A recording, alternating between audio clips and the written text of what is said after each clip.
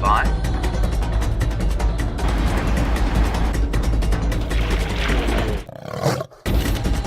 5, 4, 3, 2, 1. You are live, you are live.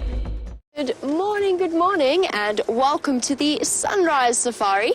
For those of you who are joining us for the first time on this chilly morning in the African bush, my name is Jamie, and I have Jean-Dre on camera with me this morning. And we're setting off into the sort of semi-darkness of what promises to be a glorious start to our Sunrise Safari. We are coming to you live from Djuma, Arathusa and Cheetah Plains Game Reserves in the Sabi Sands, which all falls under the Greater Kruger National Park area of South Africa. And Brent's heading out on Jigger to follow up on shadow sighting. She was seen last night, but because she was seen with her cub, Brent left the sighting, and I don't think anybody got the chance to actually see her. So he's heading off there, and then of course we have the wonderful, most charismatic Stefan Winterboer out on bushwalk this morning. Oh, it's all happening out here, and you can be a part of it by sending through your questions or comments on hashtag Safari Live on Twitter, or you can email through to questions@wildearth.tv. We of course always love to hear from you. Oof. It's a little bit nippy this morning as we go through some of the dips. Although I'm told it is not all that cold at around 18 degrees centigrade, which is something in Fahrenheit. Hold on.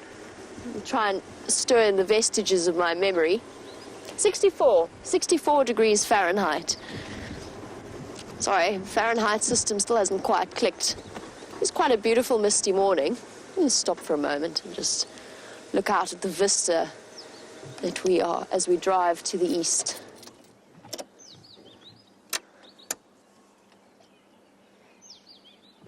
See all of the mist collecting in the dips. Dips that we shall be traveling through on our way to Cheetah Plains this morning. Been a while since I've been there, so I'm excited for whatever opportunities the Great Plains hold. Oh, good morning, Impala. Also going to go via the eastern boundary of Djuma, just because Brent tells me that he saw Karula crossing into Torchwood yesterday. I think it was yesterday. I assume he was talking about yesterday on his way back from Cheetah Plains. So that's part of the plan this morning. And, oh, it's okay, Wendy. We have Elvis keeping us company as well, Sam's Elvis. Sam is having a well-deserved birthday lie-in this morning. But as we drive along, we drive in the tracks of giants. Sorry, flying leaf there. We were treated last night during Sam's birthday party to the presence of elephants all around the house that we live in, munching away quite happily while we enjoyed the birthday festivities. A truly lovely evening and a great welcome back to being back in the bush. And just to clarify as to where I disappeared off to for the weekend, I made a very short whistle stop to the UK, which was highly entertaining, and I did feel incredibly strange yesterday, having traversed the continents sort of twice in 4 days. But I went across for the honorary graduation that we had in Cambridge. It was a very strange experience because, of course, I haven't actually, just to let you know, I haven't actually earned a master's degree so much as after a certain period of time and without getting arrested or divorced, neither of which I've done, but of course then neither of which they would have known even if I had. Then for some reason my honours degree turns into a master's. So that's where I was. I didn't really, I have to be honest, I didn't really achieve it so much as just get gifted with it. As the warden of the college described it, we were basically freeloaders returning, that was his speech to us, freeloaders returning to claim our MA degrees. But it was a wonderful time to see people that I spent a great deal of time with over 3 years, and then of course came back to South Africa and didn't see again for another 4. It was truly special occasion. I have not yet quite recovered myself though.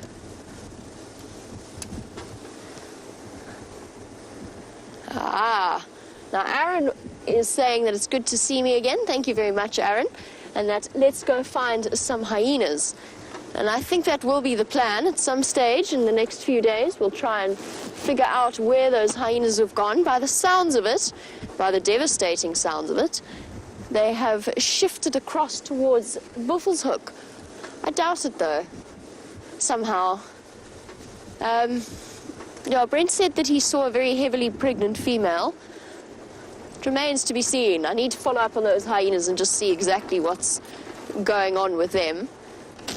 And of course, they do move den sites, and it was about time.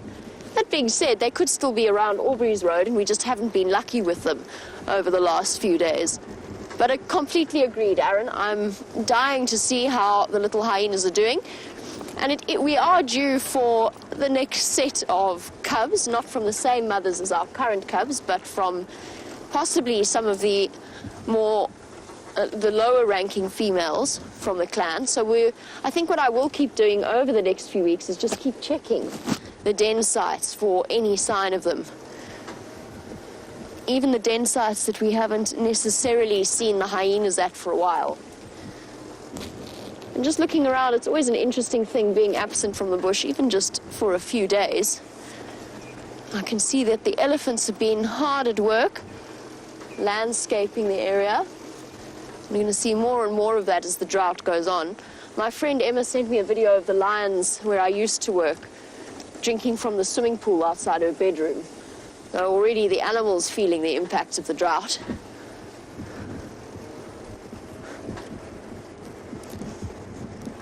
Yes, I think that the plan for this morning will be to check along the eastern boundary, if provided, of course, I can keep my earpiece in. Hold on a second. So one problem with winter, of course, is that I've got 10 million layers. And in fact, I don't think I need the spotlight anymore. I've got 10 million layers, including a scarf. And it's not very conducive to effective cabling. There we go. Seems to be working. I have, of course, abandoned all attempts at a beanie, given that it doesn't really work all that well. And I block out my hearing, A, and B, beanies just for some reason on my head look ridiculous. But thank you all for your warm welcomes back. I'm very happy to be back. I had an absolutely marvelous time, but I was actually, in a way, very excited to return to a little bit of normalcy back in the bush. Normal, of course, for our lives being slightly different to the standard definition of normal. But nevertheless, it is what we know and what we love.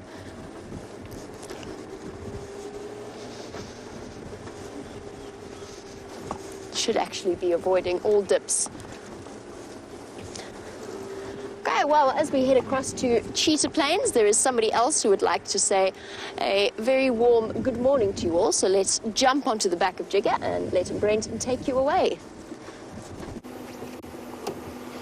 Welcome to the Sunrise Safari. My name's Brent and I got Vim on camera with me, and we're in search of Shadow and her cub. So far, not good news. There's no tracks of her coming out of Hoffman's. We're just doing a little loop around to see if she possibly come out, but at the moment it looks like she might have moved further into Hoffman's.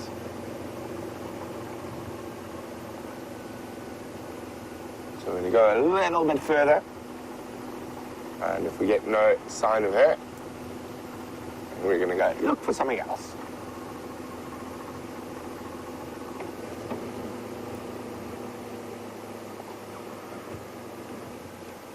What's that in the tree there?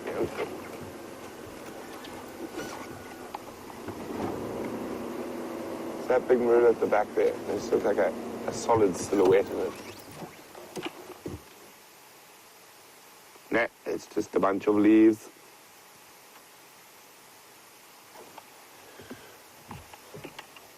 Okay, so no tracks of her coming out, so we might come check here later on the safari.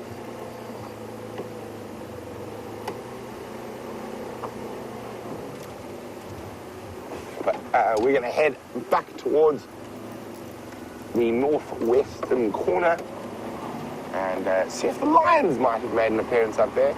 but no sign of a shadow coming out of this corner.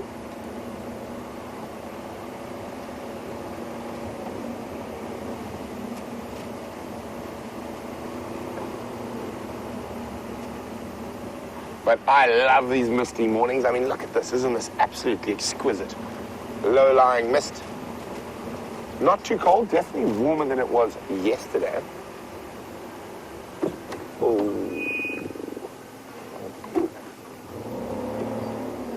Hyena. Hyena, hyena, hyena.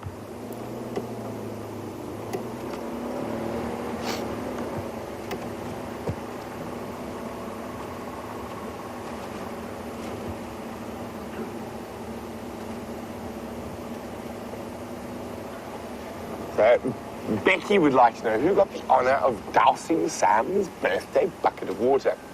Well, it was me, Becky, but we didn't use a bucket because it's winter.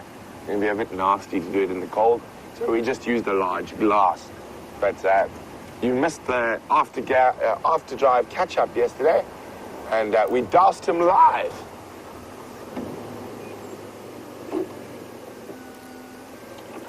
So just double checking there. There's also hyena tracks.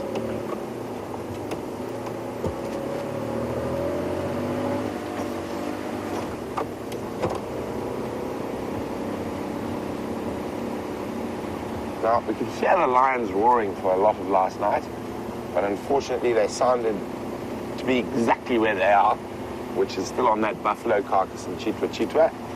There's 2 Nkuhumas there and 4 Birminghams. So the other 3 lionettes were found in Buffelshoek. So I'm going to go check, and hopefully they might have come back towards the west and towards us.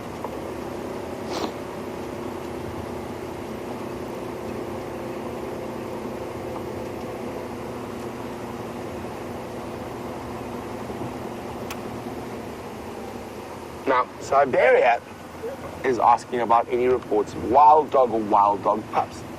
Now, Siberia, interestingly enough, I actually had a really long discussion with my friend Grant, who's the Endangered Wildlife Trust's wild dog coordinator for the Lowveld. And we chatted about the different packs.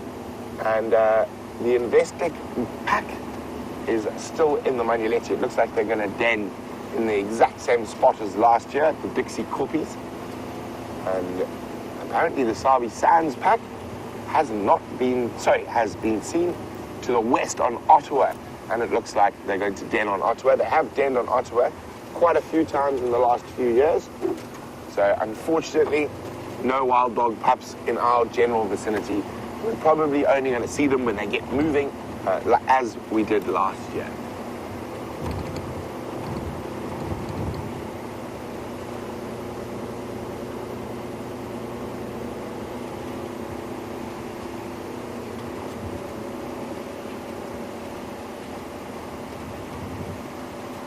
Something on the road there, Jim? Yeah. What is that?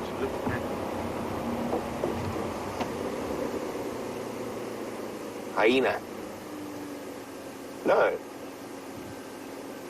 Jackal. It's a jackal. It's running towards us or running away from us? Away. Let's get a bit closer. It looks like a black-backed jackal. And it's running towards us. Oh dear. I hope it's not a domestic dog. It's not. It's a side-striped jackal. See, we don't have to go all the way to Cheetah Plains to find jackal. Oh, he suddenly noticed us.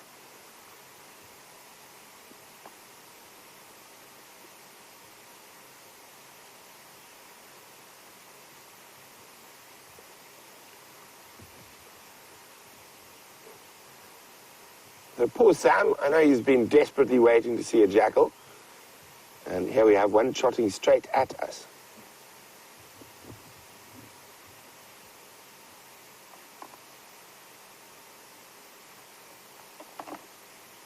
They are absolutely gorgeous little predators.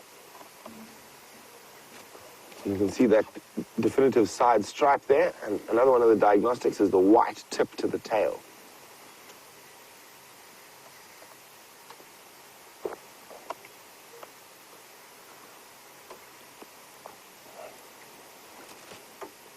So look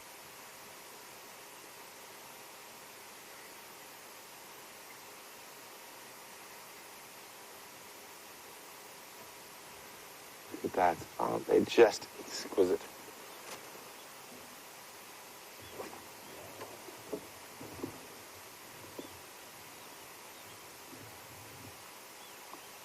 So a true omnivore, the side-striped jackal, just as at home eating insects and fruit as carrion. Actually, in a lot of cases,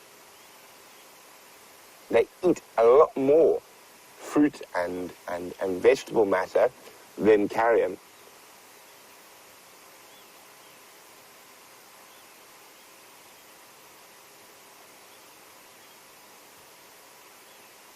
Sorry guys, just listening to the Game Drive channel for a second there.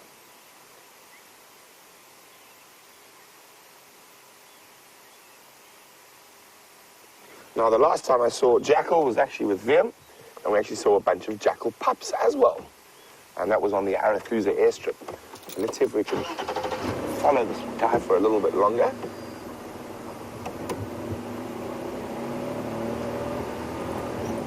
So side stripes eat quite a lot of sort of termites, grasshoppers, fans of marula fruit and wild cucumber. Of course, it's been a difficult year for fruit. Not much of it about this year.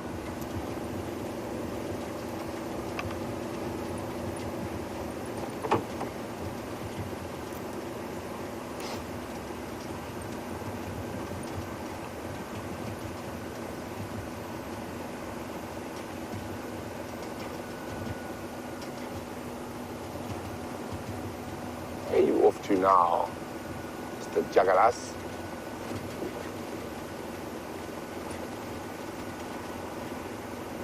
Amazing how it came jogging straight towards us, like saw us. No, let's go back the other way. But still not unrelaxed. I mean, if it was very unrelaxed, it would sprint off, but it's just loping around at a general jackal speed.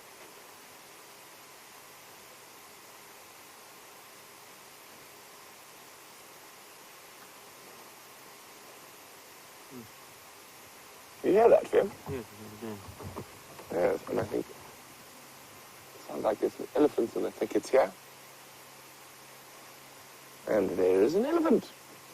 Just heard the branch breaking.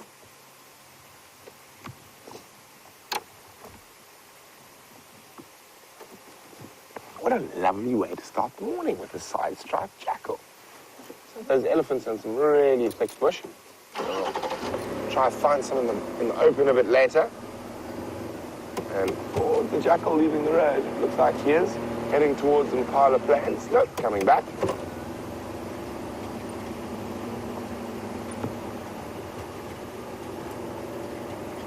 Back on the road.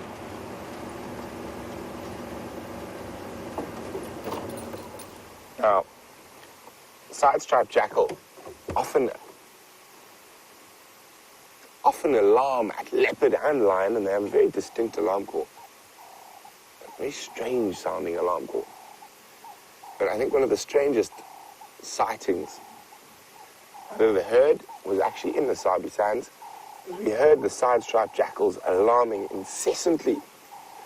And they did have a den with a couple of little pups in the area, so we assumed there was possibly a big predator around. And we rushed and we were looking, and then we saw the jackal, and they were looking and alarming. And then it turned out that there was a massive python about 4 meters long that was eating the pups out of the den, and the side stripes were alarming at the snake.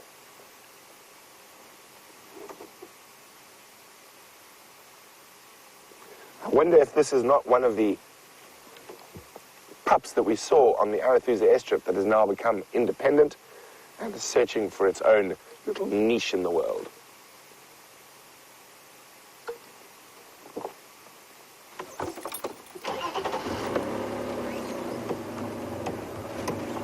Heck, while we can, we might should enjoy the jackal jogging on the road in front of us. We're going to try to stick with it for a while.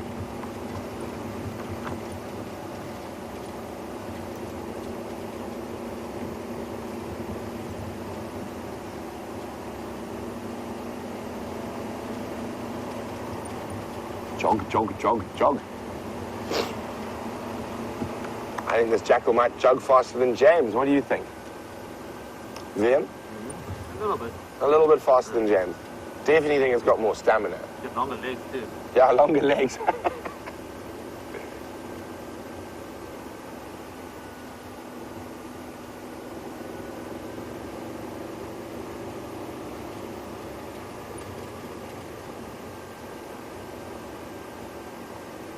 It's gone off the road. Last time the dust just sort of zigzagged back on. We used to see a pair on Impala plains quite frequently, but they're still there.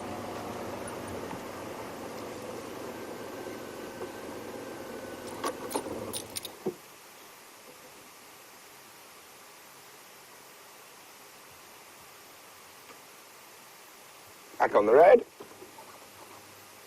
Ooh, something interesting to smell there.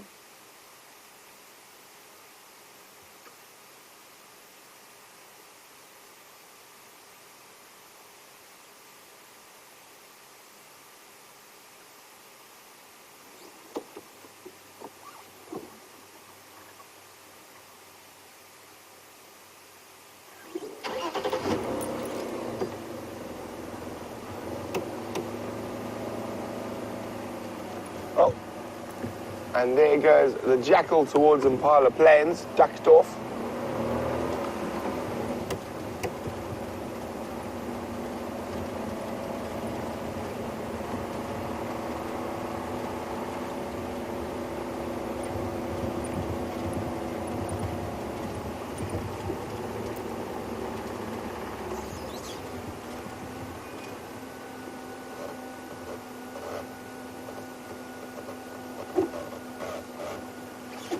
So apparently there's a few requests to see a jackal track. And a jackal track is very, very similar. Let's try and find one in some soft sand. The problem is that this jackal is not walking, it's jogging. So the track is not going to be extremely clear.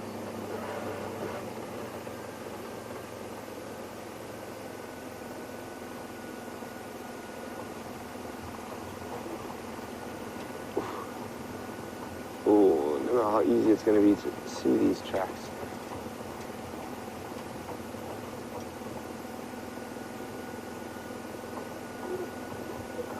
Those up there were the easiest.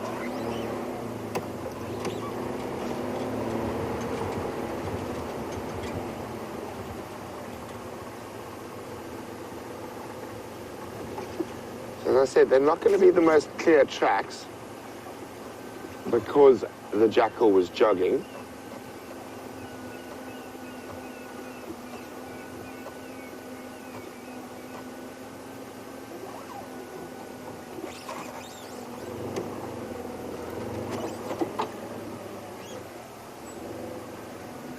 Look at that there, Liam. Two. There we go. Oh, there we go. Just move the vehicle a little bit more.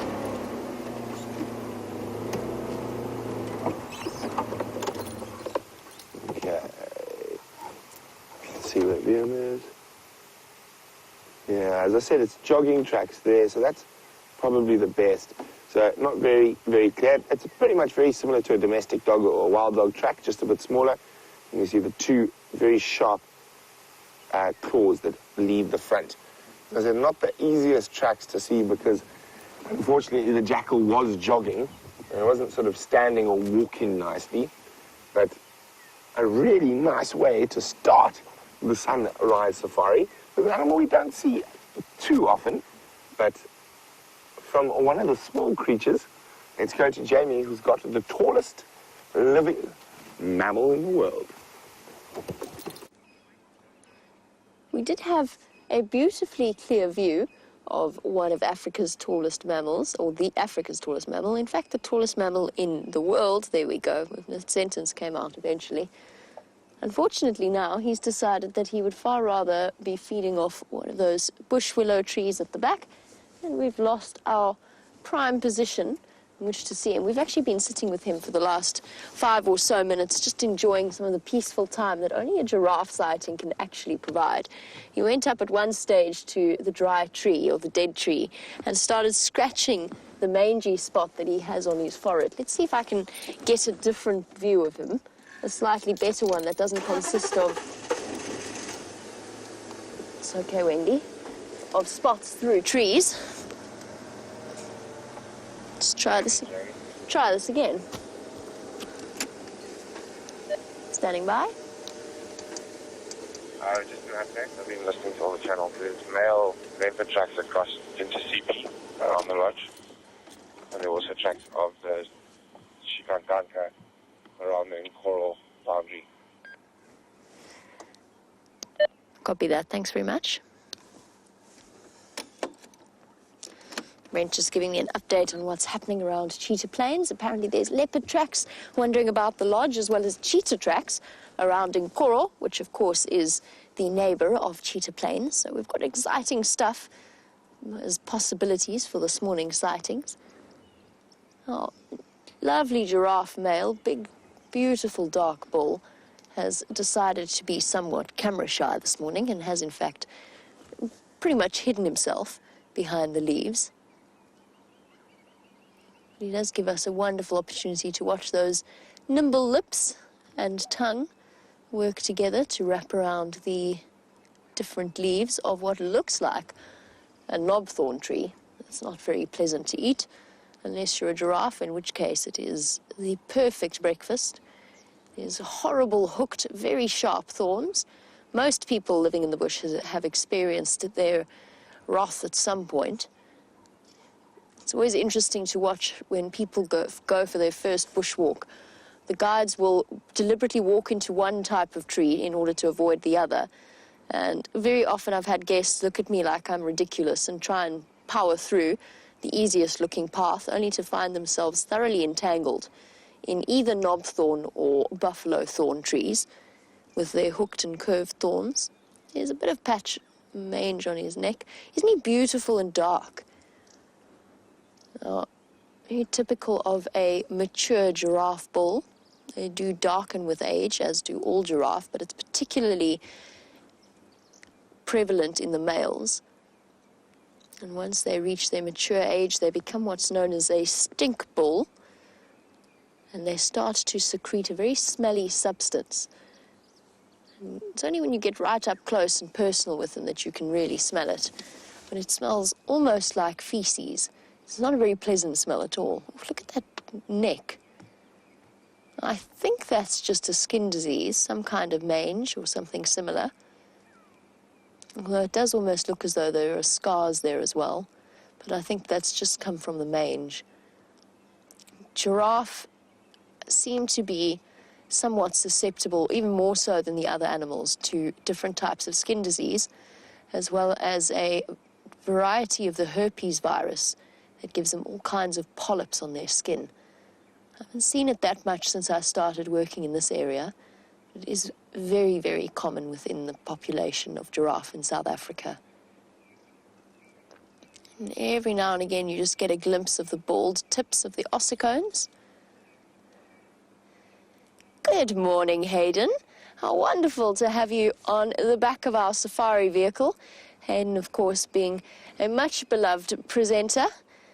Hayden, I do hope that you are well wherever you find yourself on this particular morning or afternoon, depending on which time zone you're in.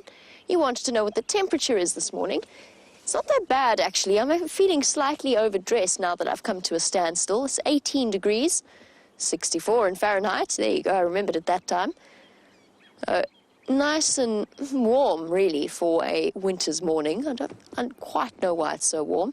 It's only really in the shallow dips that one really starts to feel the nip of the coming winter. I actually really do feel slightly overdressed. I'm all bundled up. The giraffe, of course, being completely impervious. and a beautiful morning to be out on foot. And since our giraffe hasn't really been terribly cooperative in terms of posing his best side for camera, we're going to head off towards Cheetah Plains. And in the meantime, on this lovely morning to be on foot, Steph is out and he would like to say hello.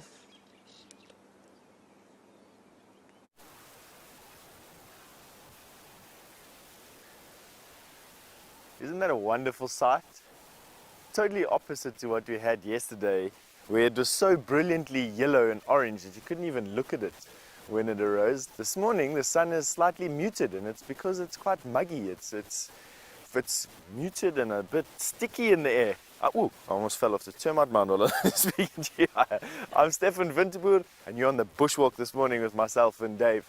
Well, coming back to that sun, I just have to remark on it. Of course, it's going to get so bright as soon as it gets a little bit higher, but you can see that it's obscured by a band of cloud, and that's because we are in our autumn and there's a whole bunch of cold fronts that are marching towards the southern tip of Africa, and what that does is it pushes a column of air in front of it off of the continent and onto the Indian Ocean, and we get these cloud banks forming as soon as that air meets the cold oceanic air.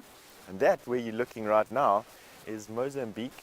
A little bit underneath that cloud is where the sea is, not too far away from here. Probably about 100 miles if I were to draw a line away from where I'm standing now to where we hit the sea sand. So not too far away. But have a look at that sun. Big red orb. Normally we can't look at it like that. This time of the morning I'm already seeing red spots or yellow spots. Now, why I almost fell off this termite mound is because I'm standing on one of the termite mounds that I really enjoy visiting at this time of the morning. The reason being is that these termites are usually quite active. Not every termite mound is active, but this particular termite mound is very active, and I enjoy coming to this termite mound. And look what we've got here. We've got three things happening over here. One is, because the temperatures are cooling down, the termites are closing up their chimneys. And you can have a look over here at the chimney. This is a chimney. Inside of here there's a chamber, and that chamber is used to collect warm air and expel it from the center of the termite mound. And the reason for that is the termites are farmers. These particular termites are fungus farmers. And they, to grow the best fungus, need to keep their termite mounds at the exact temperature and humidity that's needed for that particular fungus. It's around about 37 degrees centigrade. Now, what that is in 27 degrees centigrade, not 37, 27 degrees centigrade. And what that is in terms of Fahrenheit, I'm not too sure, but it's probably around 80, somewhere around there, 70 to 80 degrees Fahrenheit, and so quite warm in actual fact. What they do is they start to cover it up, and you can see the mud here that they've done last night.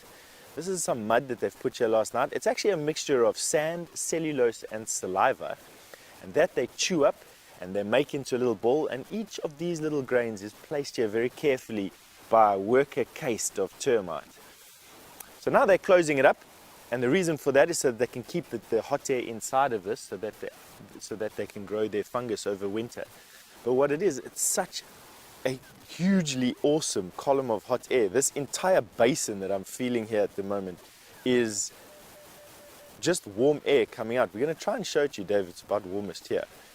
You're going to see the lens fog up quite soon, hopefully. There we go. You can see the lens fog up. That is how much humidity is inside that. And if you had to put your hand here, it's actually the same as putting it in an oven. It's actually quite amazing. Now, another amazing thing, and the third thing that I wanted to show you about this particular termite is we've got a termite hunter that's active here. Termites are the most wonderful source of protein. Birds from all over the world, and I'm talking as far as the eastern side of Russia, come all the way here to South Africa to feast on the termites that we have here. And because of that, you have, well, not only birds, but you also have some spiders that prey on them. And here we have a spider called the daddy long legs spider. It's right there, Dave, at the point of my finger. She has got those long spindly legs so that she can stay out of the reach of those worker termites with their ferocious jaws. You might have seen James sacrifice a finger or two. He quite enjoys sticking his fingers into these termite mounds.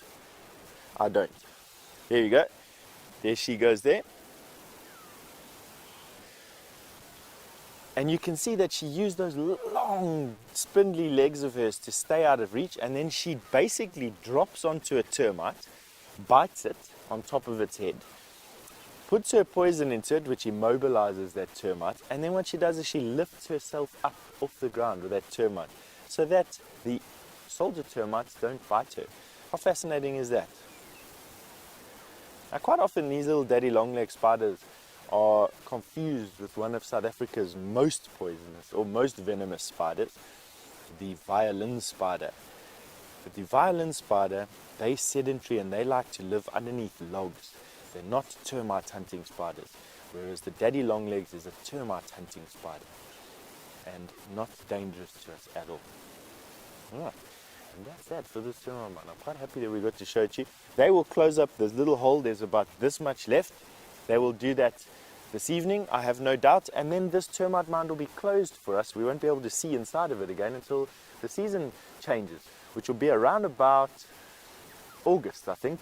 August, September, they'll open up this termite mound again. And that's all we've got.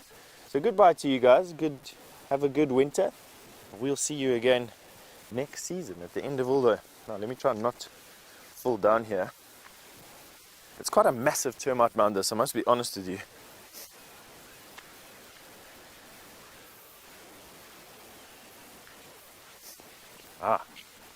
Mobile Paddy has just asked me a question about how the female, the queen of this termite mound, regulates the amount of castes that there are, the amount of winged alates or reproductive castes, the soldiers, the workers.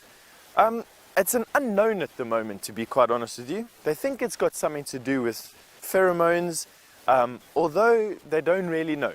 So they might, and I'm talking about they as the academics all over the world. They've been studying termites for decades at the moment.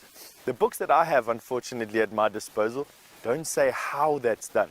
All that they do say is that a queen will live for up to 15 years, and in some cases, in some species of termites, up to 25 years old. And she will produce an egg every 3 seconds for her whole life. Can you imagine? Every 3 to 5 seconds, an egg comes out. That egg is pre-programmed to be a caste. That caste will be that for the rest of its life. In other words, a worker termite will never become a soldier, and a soldier will never become a reproductive alate. They are born specific. And for that, they say that termites behave as a super colony. And by super colony, we're looking at bees, wasps, ants, and termites. It means that all the individual members are not seen as an individual. They're seen as a total organism, one organism. So what you're looking at there is the den of one organism, made up of many, many different parts that are individuals. Unlike us, for instance, we've got many, many different parts, but they're all glued together. The termite colony, or an ant's nest, super colony, one organism that's got many individual parts. But have a look how big it is. We're still actually standing on this termite mound, believe it or not. Even though we're probably about 15 yards away from it at the moment, I'm going to move to what I think is the extremity of this particular termite mound. And that is here. And I'm going to say why I'm saying this is that hot air that's coming up from that particular termite mound over there is being drawn into this termite mound through these holes. These are the exploration holes. Here we go. These are the exploration holes all over here of this particular termite colony. And what they do is that hot air, the termite mound itself, is actually just a big air conditioning unit. The termite mound itself gathers all that hot metabolic heat, pushes it out that chimney, and it draws the air in through here. And that's how they control their temperature in their termite mound. But I'm standing at the extremity of this termite mound here, and I'm basing that on the fact that I'm not seeing any more of these exploratory holes here for wood chips. And look how far I am away from this particular termite mound. We are easily, how far do you think there, Dave? I think about 30 yards, 40 yards. So that's just the tip of the iceberg. Very, very big machine there. Mother Nature's air conditioner.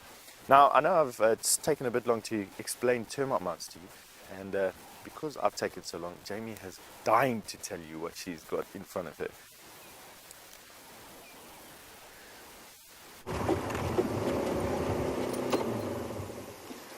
Welcome back. I'm not Jamie, as you can see, but with me now, and we're on the northern boundary, and there's a very interesting track that has caused me to stop my vehicle. Let's have a look at it there. Now, often when you see something like that, could be where a cat's been lying down. In this case, however, it is not where a cat's been lying down. It's where a medium to large bird, either a francolin or a hornbill's been having a dust bath. You can just see on the edge there, I think there. I think just looking at the track, I think it's a hornbill who's been having a dust bath here. Now, there's no tracks leading up to it, and that's why it's a bird. It's just landed there and sort of fluffed itself in the sand. There's a couple of different reasons birds dust bath. One of the main reasons is to get rid of ectoparasites, specifically things like mites. And I'm sure it just feels quite nice as well, a little scratcheroo. So we're looking for any sign of big cats possibly moving down from the north. So Tingana crossed, or we think it's Tingana, a male leopard, crossed around Sydney's dam. So we're just checking now if it's come back. And also, 3 of the Nkahuma ladies were at a place called the Nyala Dam, which is about over there, sort of directly opposite Buffalo's Hook Dam. We're going to see if they've possibly come back to the west. We're just going to go very slowly down the northern boundary, and hopefully something will pop out.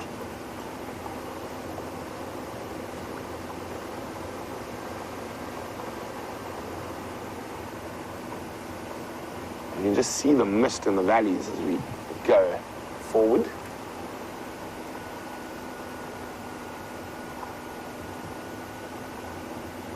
What was that, Phil? Is that an impala on the road? Yes, an impala.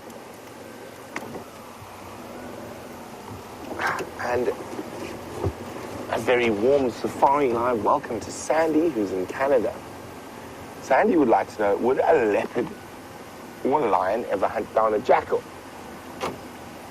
Yes, is the answer, Sandy. And actually, just after I first arrived at Safari Live, unfortunately, it was off air. I was with Brian, and we were with Quarantine, the male leopard, actually very close to where the Juma Dam cam is, but in slightly further to the south. And we had just finished the show, and Quarantine was having a snooze, and we were waiting for one of the landowners from Buffalo's Hook to get there, because if we had just left, you wouldn't have been able to find the leopard. So we're just sitting there. Brian and I were chatting and waiting for the landowner from Buffalo's Hook to arrive. And suddenly you heard this. So I turned on my lights and picked up my spotlight. And there was a little side-striped jackal being chased by 2 hyenas. And this poor jackal got chased right into Quarantine, and he jumped on it and bit it in the middle of the back, and the hyenas chased him. So this poor jackal was half alive with a broken back. So its front legs were working, but its back legs weren't. And so this poor jackal was sitting there going, "Nyeh." And eventually the hyenas, after chasing Quarantine up a tree, came back and ate the jackal. So they do, and we've actually seen it here on Juma. And quite a long time after that, Jamie was walking around that area, and she actually found the front part of the upper jaw, so the nose section with the canines of the jackal we saw, or Brian and I saw, being killed by Quarantine.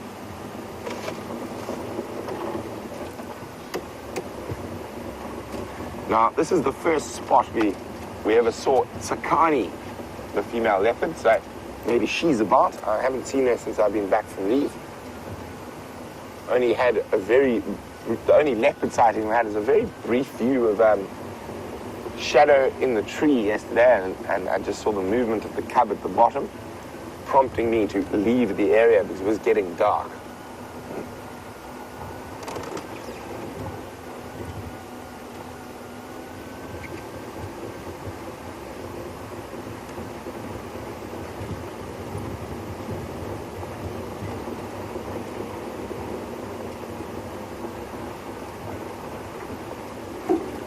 So Jim Butler, who's done quite a few visits to the Kruger National Park, has said he's seen quite a few black-backed jackal, but never a side stripe. What is the ratio? Jim, to have an exact ratio, I would be lying if I tried to guess. Side stripes prefer the type of bush we're in up here, and this is what we call broad-leaved woodland. Black-backs you're going to find more often on open grasslands, around watercourses. The side stripe are less dependent on water because they do eat a lot of fruits. So this is very good side stripe jackal territory. They do also like a good open area, but they are less likely to be found on vast open areas. So it all depends whereabouts in Kruger you've been. They also, side stripes are very fond of Mopani veld. So if you're in the south and central areas, you're going to see more black-backed jackals, specifically around Satara and areas like that. But if you head north, sort of north of Shingredzi, up towards Pafuri, although on the Luvuvu River itself, you're going to see black-back, but just back from there in the woodlands, you're not going to see them. So hey guys, game live quickly. Morning orbs, nothing for Taylor. I heard on Eastern Channel there was, in Konzo, I think they might have located Wanuna Ingwe on CP and Dao, and in Konzo Shikankank in Koro CP boundary.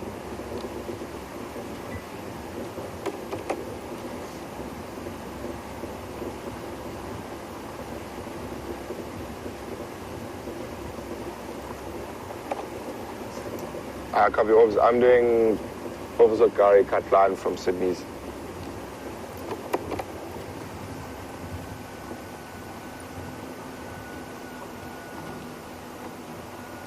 Just so spectacular in the mornings now.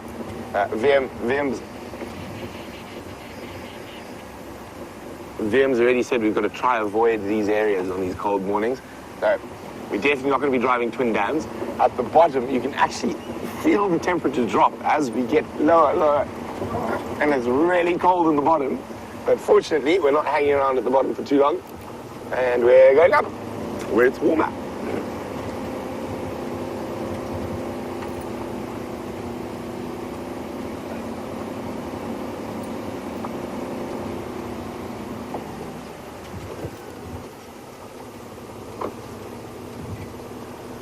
So, Rachel's wondering, do the side-striped and black-backed jackal have similar calls? Not at all. A side-stripe is far more silent than a black-backed. Black-backed quite often like to call early mornings, early evenings, and it's actually a spectacularly beautiful, haunting call. I'll try to do it for you. It's probably not going to be the best version, but it's sort of... Side-stripe are almost always silent unless they're alarm calling. What did you spot at Liam? Liam looks like he saw something. He got excited there. Across the road? In the middle of the road. Let's have a look. Liam thinks he might have spotted some leopard tracks while I was making silly noises. So while we try to figure out what tracks Liam spotted, let's go see what Steph's up to on Shank's pony.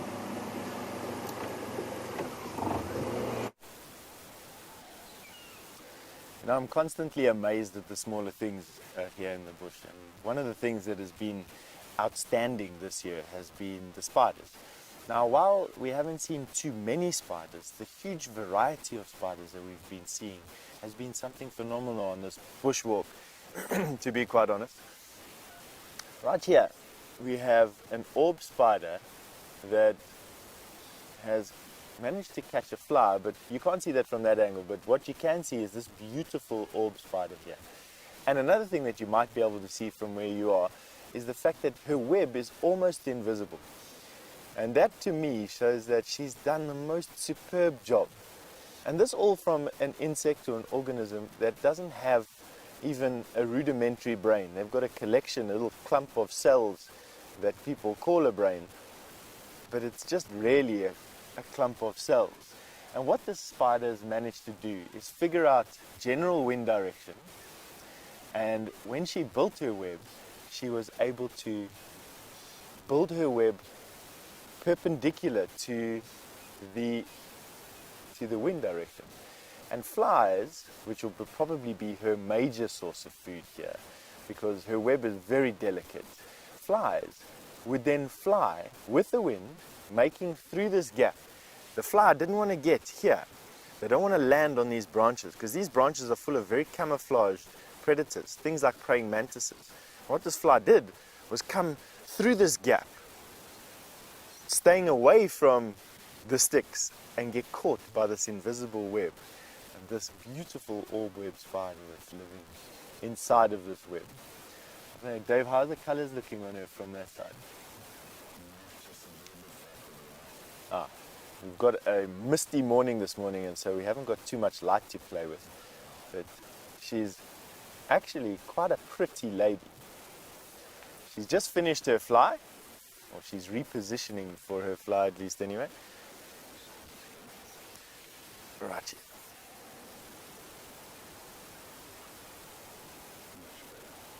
There we go. So there we've got a nice show for you now. You can see her using her fly and her beautiful patterns on the ventral side of this orb web spider with her legs. And I've actually got an opinion on this spider.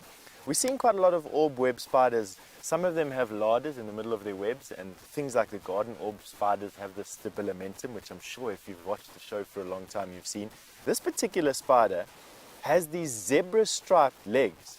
Now, contrasting colors in the insect world are a warning. You see these zebra striped legs? I think that she's holding her legs out of her abdomen like that as a warning to bigger insects or potentially even birds. They would veer away from seeing that bright color, that brightly contrasting color, that would stick out like a signboard. They'd veer away and not take her out in the middle of her web. But it didn't work for the fly, and the reason for that is that a fly would have just avoided it and gotten stuck in the web on either side. And this is the extent of her orb web here.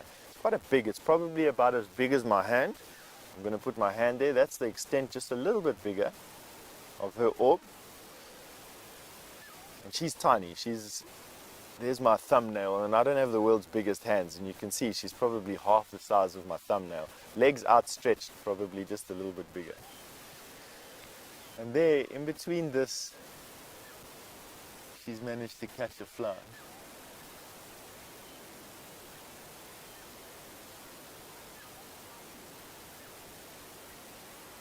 Ooh. James, you've asked me a good question here, man. How many times will a spider in its lifetime shed its skin? James, to be honest with you, I don't think that there is actually a number, a specific number. Spiders will shed their skin when they get too big for their previous one. And that, in my opinion, would be temperature and food dependent. So temperature and food dependent will determine the size of the spider, and that will determine how many times they lose their or shed their skin and get a little bit bigger. As to a minimum amount of times, I'm unable to tell you at this particular moment in time. I don't have my spider encyclopedia with me at the moment, but that was a very good question, and well done. All right, I think we're going to move on from this beautifully colored little orb spider eating her fly breakfast. Oh, I want to try one more thing, Dave. How tight can you get on these, using the mist on these radial strands? We're just going to try something here, guys. What we're going to try and do is the mist has just caught on the sticky strands around this particular spider. Dave, what I'll do is I'll put my grass there so that you can see. And hopefully with this amazing camera that we've got, you can actually see the little glue globules on the sticky radial strands of her web. So I can't see it with my naked eye, and that is one of these things with this bushwalk camera that's just so fantastic, is that you can perhaps see the little globules of sticky glue that this spider will have put at intervals on these radial things, and that would have entrapped that fly. Get it? Sort of. Well, David's doing an amazing job at trying to get it. I may have sold him down the road with that one there.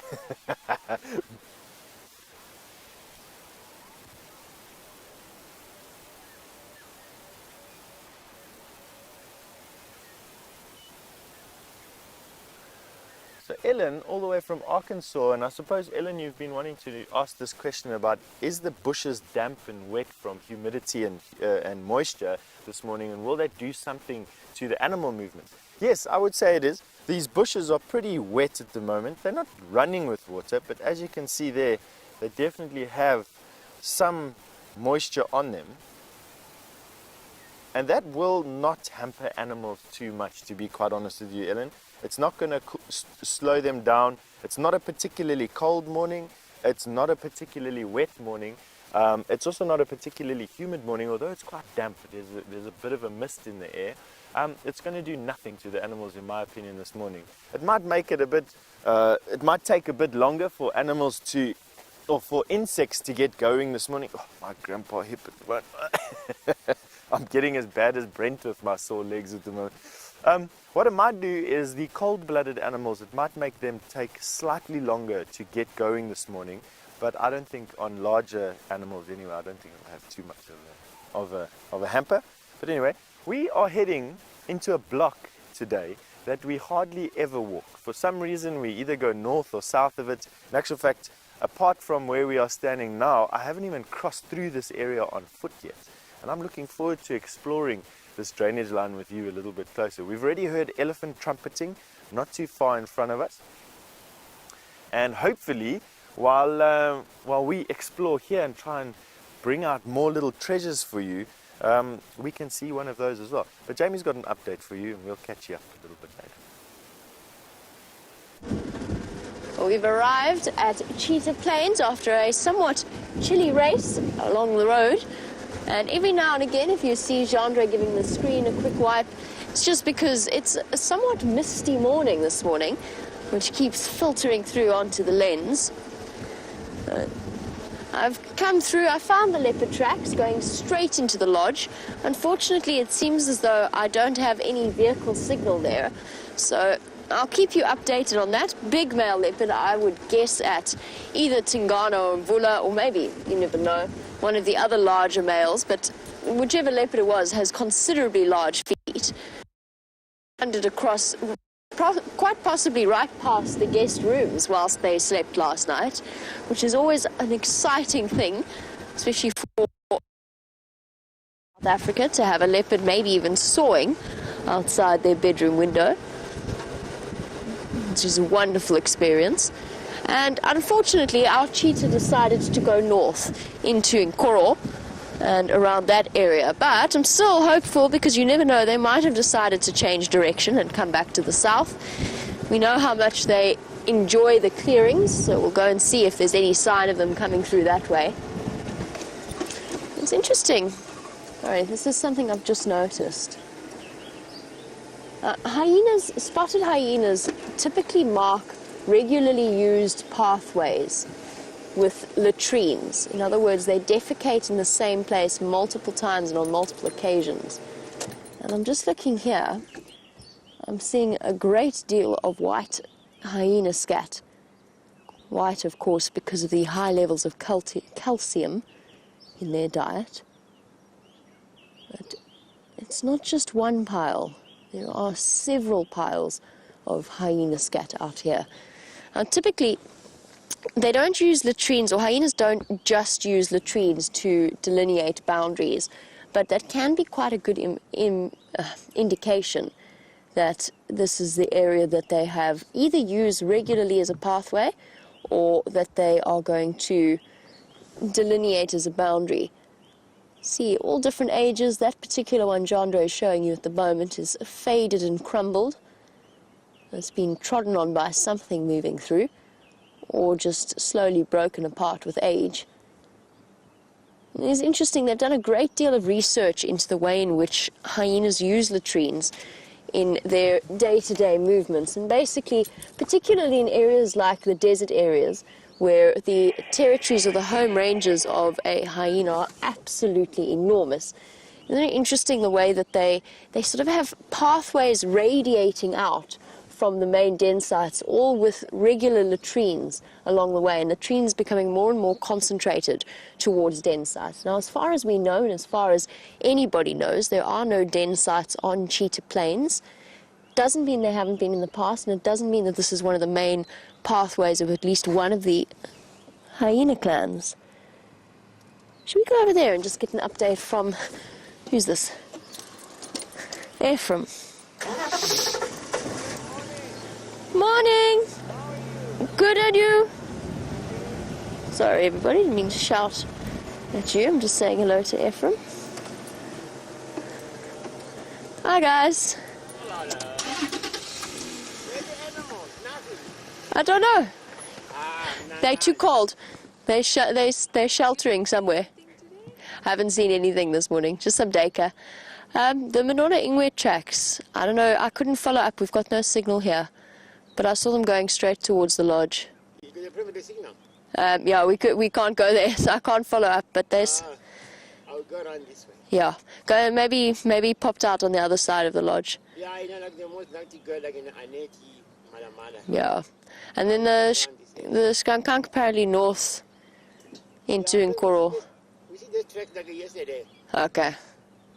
Was getting in Nkoro. I think the guys in Nkoro haven't seen it like yesterday. Okay.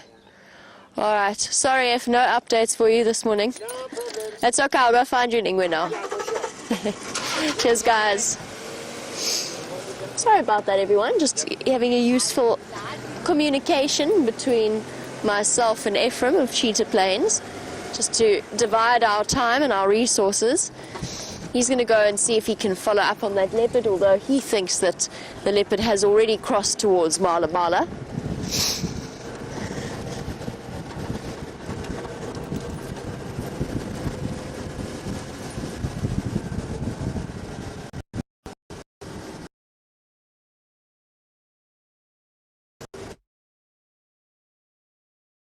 And we were speaking a little bit about that particular midden or latrine of the hyenas.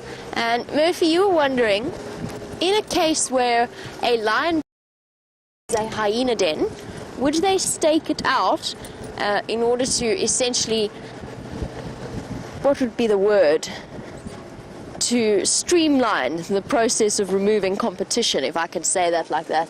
Of course, hyenas and whenever they have the opportunity to come into, or generally they'll avoid conflict with each other, but if they do, lions will go out of their way, particularly young males, to kill them if they can catch them.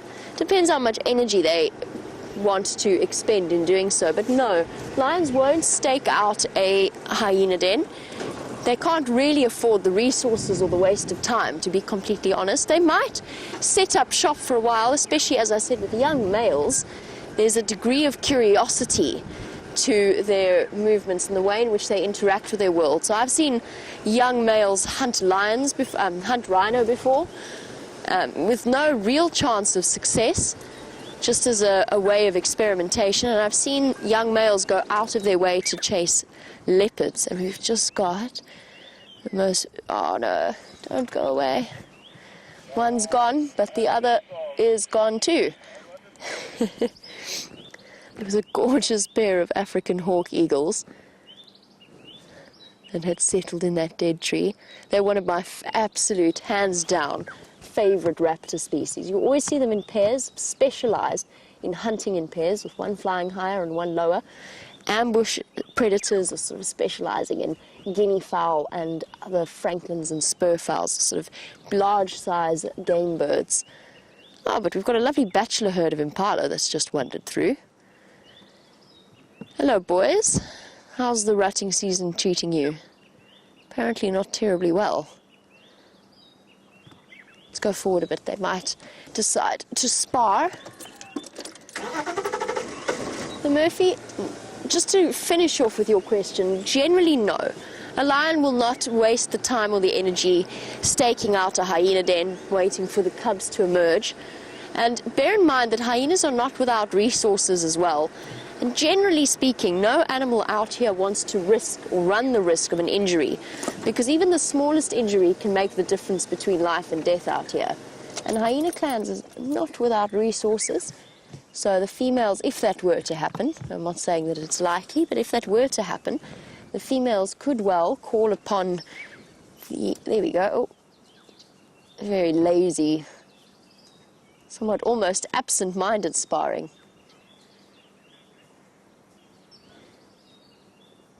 Yes, the hyenas could actually call each other and gang up on said lions. So lions are not really going to take that risk.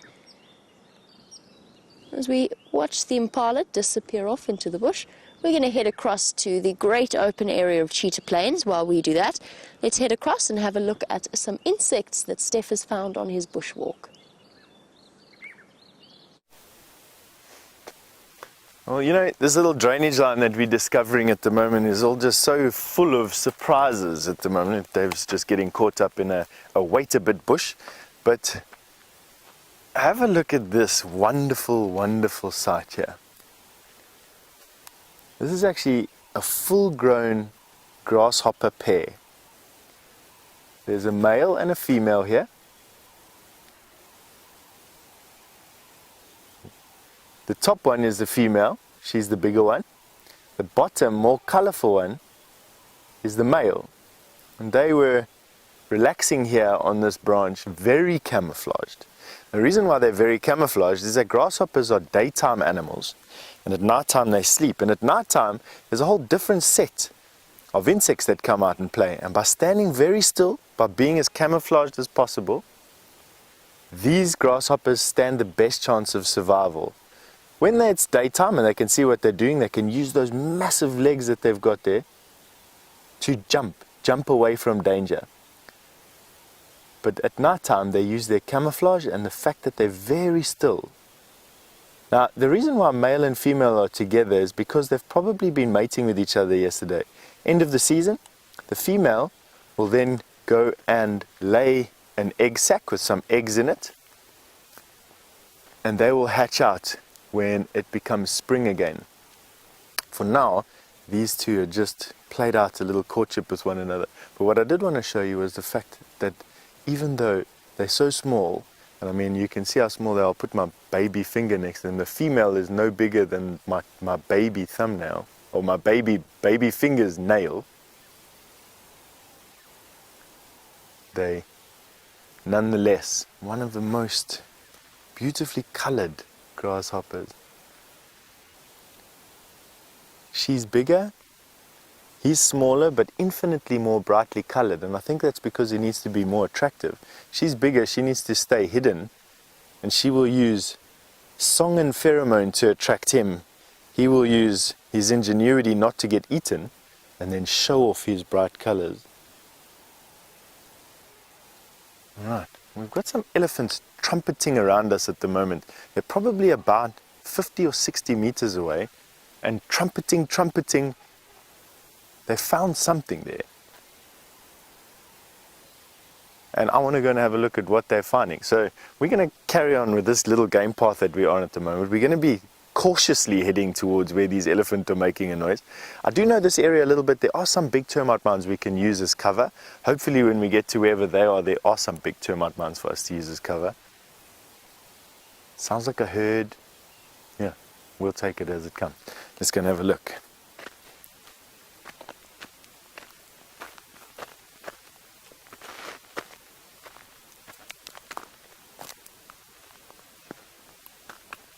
As I mentioned, we don't really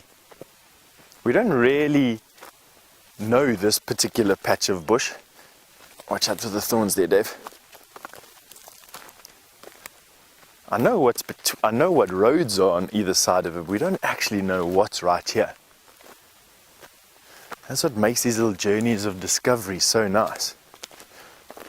The two roads that we're between at the moment are Zoe's Road and Quarantine, one of the roads that ring Quarantine. So we're not too far away from camp. But as I mentioned, for some reason we hardly ever walk here. Dave giving the camera a bit of a shake because he thorned himself. He's now expressing much blood out of his arm. And I'll show you what Dave hooked himself on. Have a look at this. This is a black monkey thorn acacia. And hidden in these leaves are a bunch of viciously hooked thorns. Have a look at that. The thorns themselves are not designed solely so that Dave can bleed all over the place. They're made so that animals can stop stripping the leaves off of the branch. So they're made to snag lips and to prohibit animals' browsers predominantly from putting their mouth over a stick and then just sort of doing this and going and snagging it. I'm not going to do that with you. I don't feel like bleeding this morning, but yeah, that's it, black monkey thorn. All right, we are going to need to link away from you while we see what's happening with these elephant. We're going to need to have a little bit of stealth, but while we do that, we'll come back to you hopefully with a surprise down the tubes.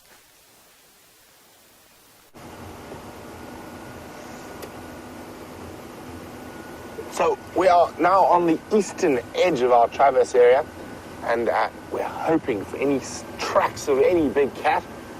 So far, unfortunately, nada. But it is a beautiful morning. It's gorgeous light around us, and we're just hoping to put a leopard in this gorgeous light. But it helps if we've got a track to follow. So we're just really enjoying the morning so far. It is wonderful to be out in the early morning. It is definitely, I think, my favorite time of the day. To be cruising the bushveld.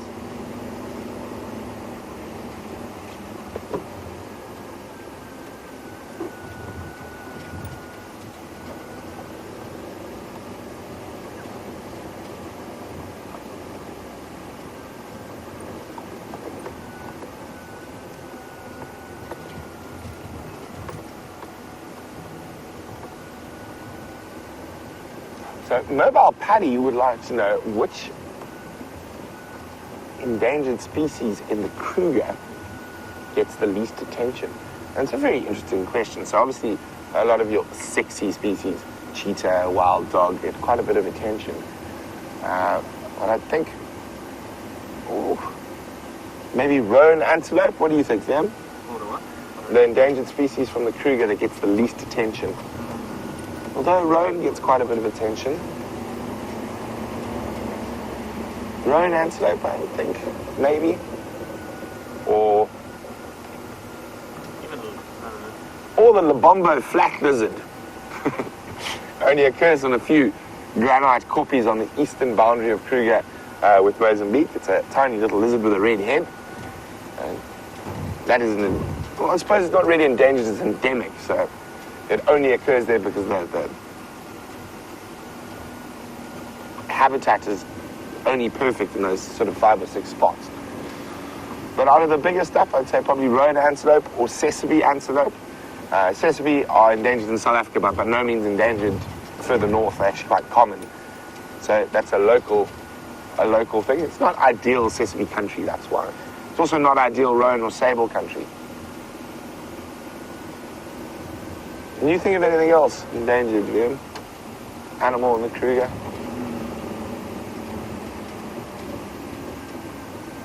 You'll probably find there's some tiny mouse that only lives in one patch of Mapani fault. That's probably the one that gets the least attention. But, or some insect, there we go. Ah, I know. The spotted killifish only occurs in 3 pans on the Mozambique border. And very few people even know it exists. Very beautiful little fish that has a very short life cycle, and it only lives in in temporary pans. And they occur throughout Africa, but they're very, very specific. And one of the reasons they're endangered is because of the pet trade. Everyone likes to keep killifish in their aquariums. So I think that's probably the one that garners the least attention, in the spotted killifish. I was lucky enough when I lived in the Kruger to get special permission from the section ranger of the area I was living in to go into the Pumbe sandveld. And most of that sandveld is in Mozambique, but there is a little bit in Kruger.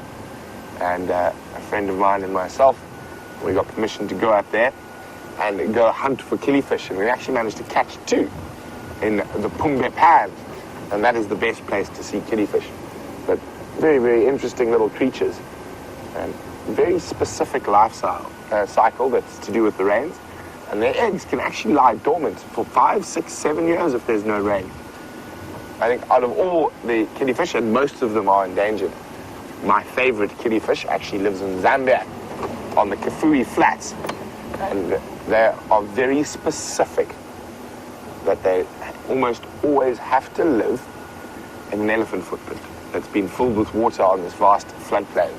That's their little niche, and the Kafue killifish. Very cool creatures. I, of course, caught, photographed, looked at, and then released. The killifish I've seen.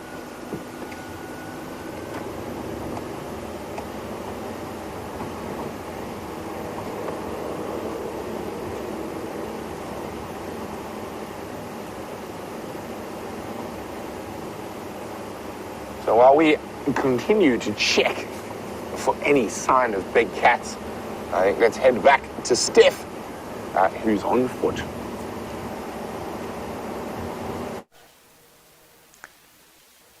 While we're busy sneaking up on what sounds like a herd of elephants that's busy surrounding us at the moment, I don't know, they're 100 or 200 meters away from us, but yet while we're doing it, have a look at this absolutely fantastic sight. This is an elephant that's decided that he wanted to eat the very top leaf of this tree and has pushed it down, and pushed it down with all its sand and everything still attached. And it gives us the wonderful opportunity of seeing how epic it is. And the scale that these animals can change their habitat at is just absolutely astounding. You can see here how they've ripped the ground out, the roots have been ripped out, and how it's taken the tree and the sand and everything with it. The elephant then would have moved around the tree and would have eaten some of the leaves on the other side, and thus forcing leaf cover that would be out of the reach of basically anything else back into its reach, and creating a seed bed for grasses and for other things that are underneath it. Isn't that wonderful?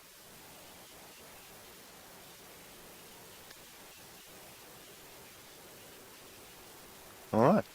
And then after we've, while we still carry on looking for these ellies, we're going to send you back through to Jamie.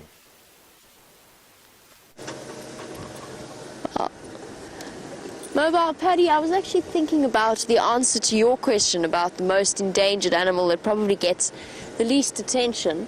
And it's a really good one, and I think the answer of roan is a very, very interesting one, as well as the fish. And of course there's all kinds of species that get overlooked in favor of the big hairies and scaries, so to speak. And speaking of big hairies and scaries, I just came upon very, very fresh leopard tracks. Female leopard, not the male that I mentioned earlier. So it seems as though Inkanyeni is somewhere in this vicinity. So keep your eyes peeled, because they were that crisp, shiny, fresh track look of pug marks left by a leopard wandering down sometime in the last, if I had to guess, I'd say the last 2 hours. Total guess, absolute guess. She's gone off the road.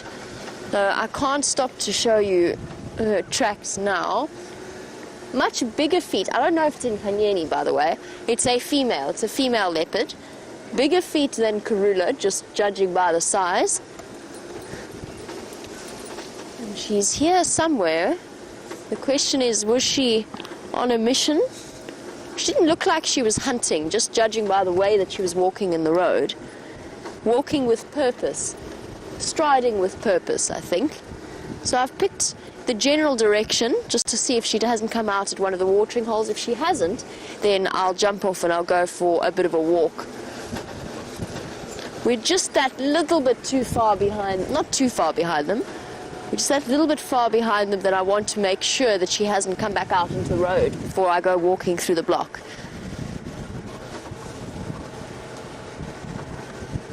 Now that is exciting. I've never seen Inkanyeni. It would be something that I would eagerly anticipate. I wonder where she would be.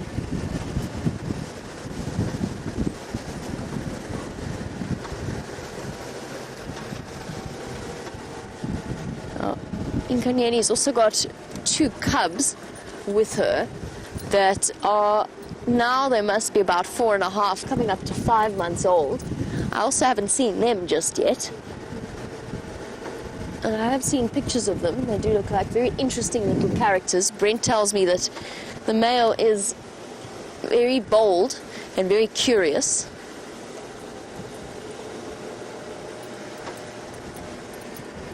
Somewhere here. She might even be on her way to fetch the cubs and to take them to a kill.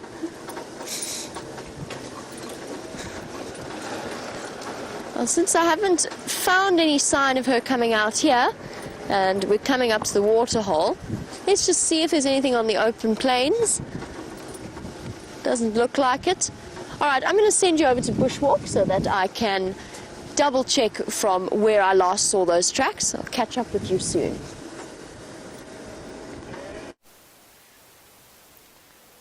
Now, what this butterfly is, I wouldn't be able to tell you. I'm not as good as Brent is with these butterflies. But what is immediately apparent on this wonderfully colored butterfly is the fact that it's trying to deceive predators. It has 2 ends. This is its real head here, with this quite funny clubbed antennae at the end of the grass there.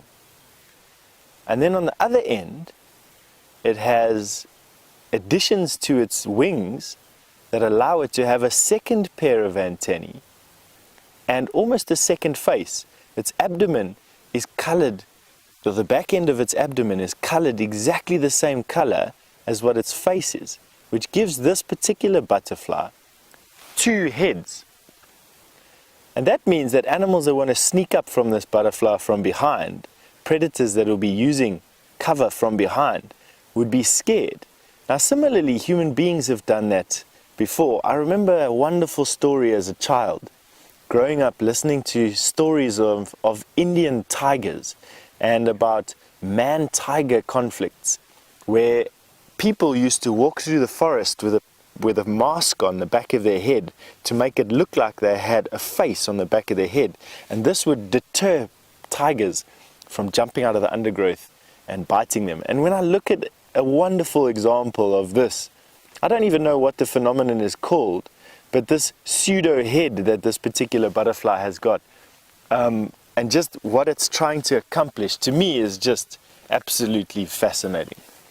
You can see, while we just reposition slightly, how there's the pseudo antennae and the pseudo face, and on this side is his real face. Now what this butterfly is doing is positioning itself perpendicular to the sun and warming up the fluid in its wings, which is then pumped into its body and will then raise its metabolic rate and its temperature to one where it can start flying around. Now early morning is not really a good time for butterflies out here, but when we go running in our afternoons, mostly around about 1 o'clock, these fields are just full of butterflies. Isn't that wonderful? Looks nice, eh, Dave? Yes. And of course, where you are with this camera, you can get so super tight with so much detail on these things. It's just crazy. I have to get on my hands and knees and really get my eyeball right up to a thing before it sees the detail that you see. Now, we are looking for some elephant that are in the vicinity. They've stopped trumpeting, which makes it quite difficult to try and place them. The last time we heard them, they were off in this direction, running away, what sounds like running away from something. Behind us, I have heard the cracking of a branch, and off to my left-hand side, on this side, we've also heard some tummy grumbles or some vocalizations from the lower end of the elephant spectrum. So I think that there's possibly a split herd here, or there were two herds that came together and they've been running around in the melee trying to separate themselves. And so what was quite nice, we were standing here listening to this. That's our number one asset when we're on a bushwalk, is to listen to the bush and use these massive kudu ears that I was blessed with to great effect here in the bush to try and listen around us. And then we will use our sight and we'll use all our skills. But for me, the number one thing in the bush is my ears.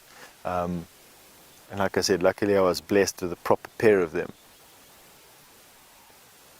Right, we're in a seepline area where we are now, and as you no doubt would have heard my colleagues, my very knowledgeable colleagues, tell you from time to time, this is an area that's waterlogged, and that's allowed no trees to germinate, and that's allowed this meadow to basically come about, and that's why it gives it this nice sort of parkland look. And I find it quite appealing, this type of bush. This meadow parkland created by waterlogged soil from seeplines that lie underneath our feet. But on that note, we're going to send you through to Brent. Keep on looking for these elephant.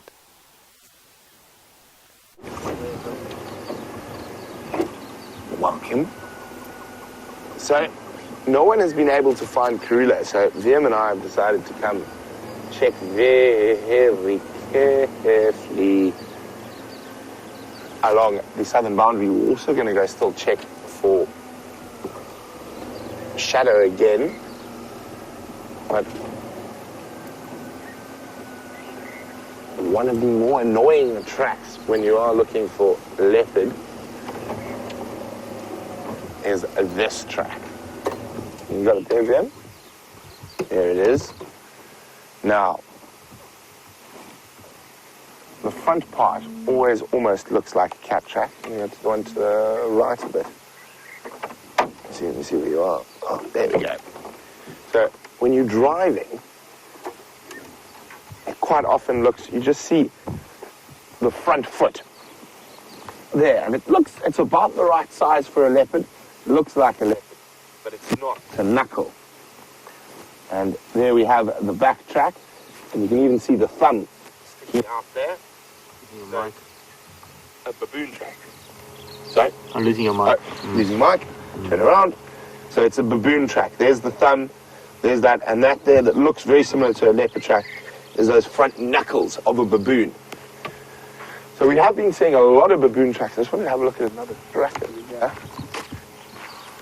Baboons, baboons, baboons, baboons, baboons. Baby baboon, big baboon. Baby baboon, big baboon. Annoying primates. Especially when you're trying to find leopards.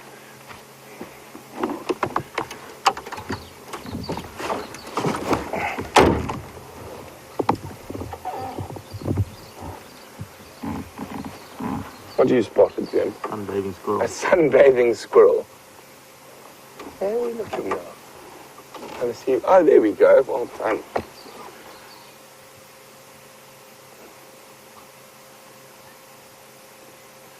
Now, we're going to find quite a few animals that bask at the moment. Squirrels, monkeys. They don't like the cold. They definitely like to sit in the sun. Oh, he's going upside down. Incredibly acrobatic creatures. Now, they do have quite long claws that enable them to grip onto branches of the trees. Whoa! Excuse me.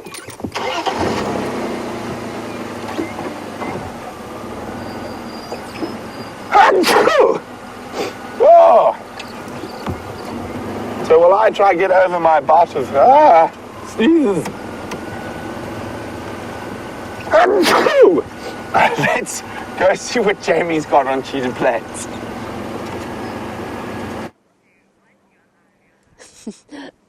Poor Brent has got hay fever apparently, and also the cold that he seems to have picked up, the poor thing. We're currently sitting with a herd of wildebeest on the great open plain, the cheetah plains. And I just heard a zebra yipping, so bear with me 1 second because I want to try and see what's happening on the other side of our boundary towards Mala Mala. It sounded more like an internal skirmish more than anything else. Oh! The wildebeest, it's amazing to watch them. Sorry, I'm distracted now because they are now stampeding across the clearings. It's amazing watching. I actually really love spending time with wildebeest just because they are or can be so incredibly playful. And now, of course, is the wildebeest rutting period as well.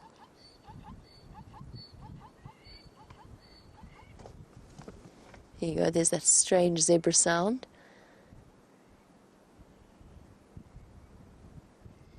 What are you shouting about, zebra? What's the matter? I think it's the male just making a noise, announcing his superiority to the world. They don't look like they're coming into any conflict with each other. Probably on their way to come and have a drink at the dam.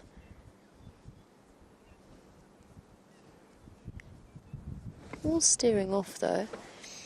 What I was going to say is that the hormones from the rutting season for the wildebeest also impact on the calves. It makes them, and the females like these two, and it does produce make for some very interesting animal behavior viewing. The females tend to headbutt, the calves try to imitate adult behavior by mock mounting. It's more a dominant for them, of course, more a dominant display than anything else since they haven't reached sexual maturity. But it does make them highly entertaining to watch. Let's try and reposition. Ooh. So that you can see the one that's now lying in the grass.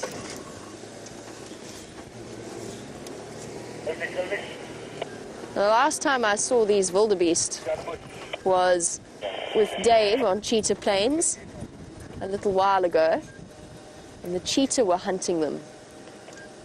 The most incredible sighting.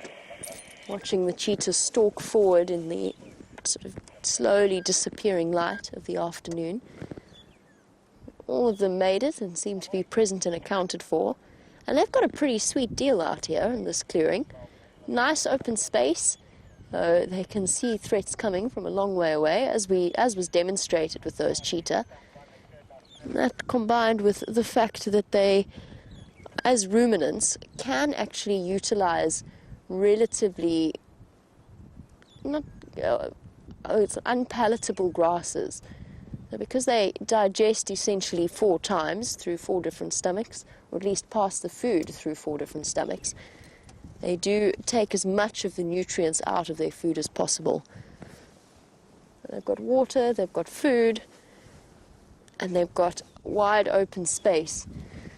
Now, as antelope go, the wildebeest are one of the fastest of all of them. They're capable of tremendous bursts of speed, but they're also capable of incredible stamina at the same time. They're related to the Sabi, which is the fastest antelope out here, part of the hartebeest family. Those sloping shoulders, at least sloping back, and very powerful shoulders make for an incredibly athletic animal. And they can sustain periods for much longer than the cheetah, leopard or lion could do. Unless those big cats manage to get right up close to them for that surprise burst of speed, chances are, and the wildebeest know this, that they will be able to outrun any kind of attack from a far distance. One of the big reasons why they like to hang out in this area. Jandra and I were just talking about the fact that once the rains come and the grasses grow, this is going to be a stunning place to sit and watch elephant as well. Not often we get to see eddies right out in the open. females with very round bellies. I'm not sure if any of you have noticed that back at home.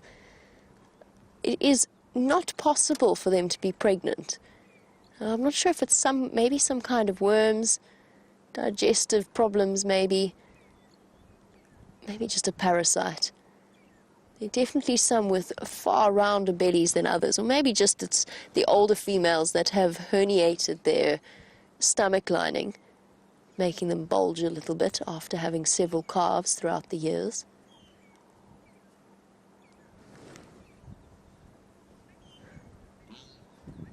Ooh. Ooh.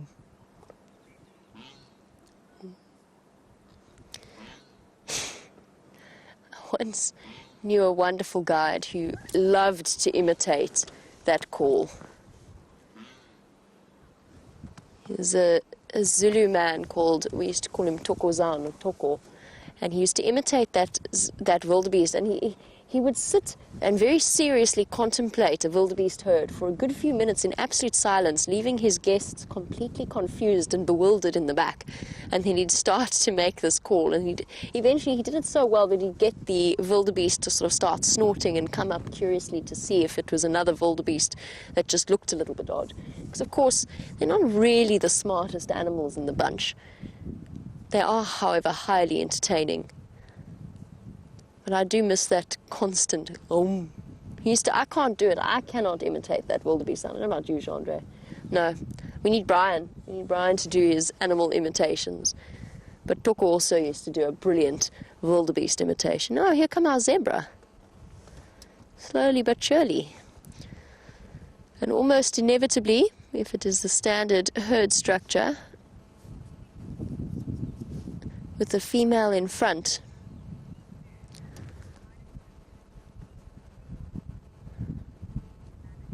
Now, Malik, watching in Texas, apparently while you were watching the zebra, you saw something else move in the distance and you were wondering if we could take another look since it might be a predator.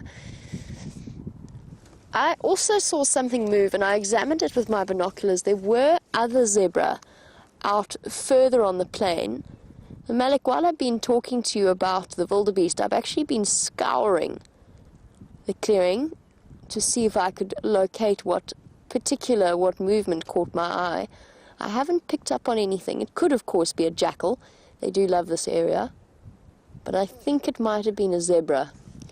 And I can actually, in far, far away, basically halfway towards Cape Town, there are zebra moving at the back.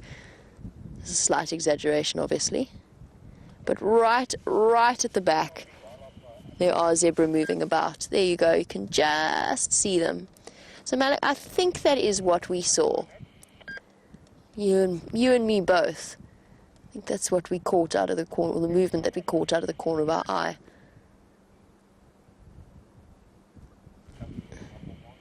Let's see how this interaction goes. Now, Elaine, you were wondering about why the zebra always follow the wildebeest, and you are absolutely right. They are very, very frequently seen together. And we're going to see that more and more just as a consequence of the fact that there's limited water and therefore limited places for the animals to go when they need a drink.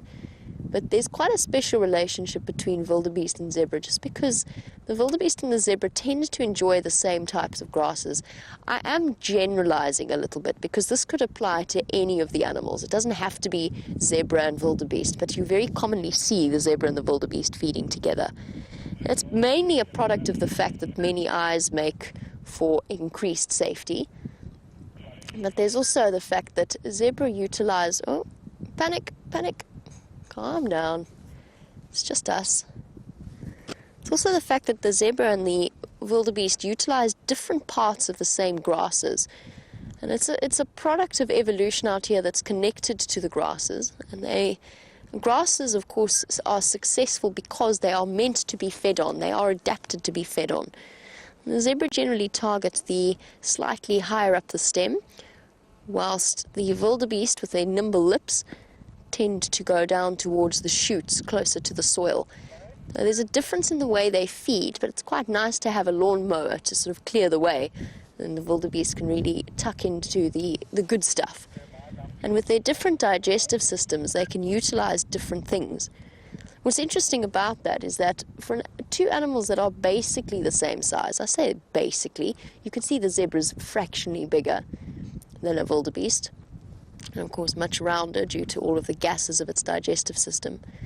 But a zebra, the two on the right, they would have to eat about double what a wildebeest would have to eat in order to sustain their body mass. And that's just because their digestive systems are relatively inefficient. All happening in the intestines. That's why they're so round, of course, and quite flatulent in general, which can make for some very funny sightings, especially if you've got kids on the back. It's always fun to show them a zebra expelling the products of its digestion. But yes, their digestive system is more inefficient than that of the wildebeest. Oh, there's our buffalo. Sorry, distraction. I've been trying to work out where that buffalo herd has gone. Turns out they're all the way on Mala Mala, so we'll leave them be for now. How on earth did they manage to get there without me seeing where their tracks crossed? I was expecting them to be far further over. Here you go. Malik, that might also have been the movement that we saw. They don't look terribly stressed or panicked. I think it's unlikely that there are predators around that drainage line. It's always possible, of course.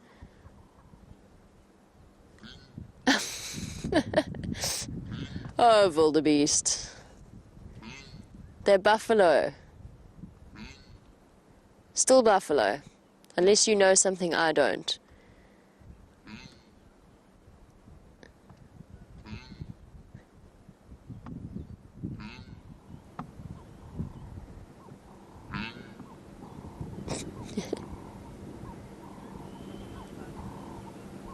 Hopefully you were able to hear that. I was laughing at the half-hearted call that he made at the end there. It's sort of like he ran out of steam and suddenly realized that he was alarm calling it at buffalo. It's quite impressive eyesight. No mess with an antelope. They might not have the best eyesight in the world, but they can certainly pick up on movement, which makes sense, considering that they are the product of years and years of evolution being hunted. But back to the zebra and the wildebeest, two very different animals, but very much enjoying the same habitat. We're looking at the moment at the calves of a blue wildebeest, but Positive Squirrel, you were wondering if we ever see the black wildebeest in this particular area. And the answer is no, we don't. The black wildebeest is pretty much exclusive to the high-veld areas. Very, very similar, occupies a very similar niche to the blue wildebeest. And they do, in very small, very limited areas, overlap in terms of their habitat and their niches. But they prefer the high-veld, and they like those big open grazing areas of an area called the Free State in South Africa. Now, what I was trying to do was show you a picture, but unfortunately it appears as though Brent has managed to nick my mammal book, I think. Certainly looking that way from where I'm sitting. Yes, I think he's got my mammal book somewhere with him in the car. So maybe if we ask nicely, Brent can show you a picture of what a black wildebeest versus a blue wildebeest looks like. But in essence, very different shape to the horns, slightly darker in color and also slightly bulkier, in my opinion, stockier. Far less common than the blue wildebeest. Very pretty in the morning sun.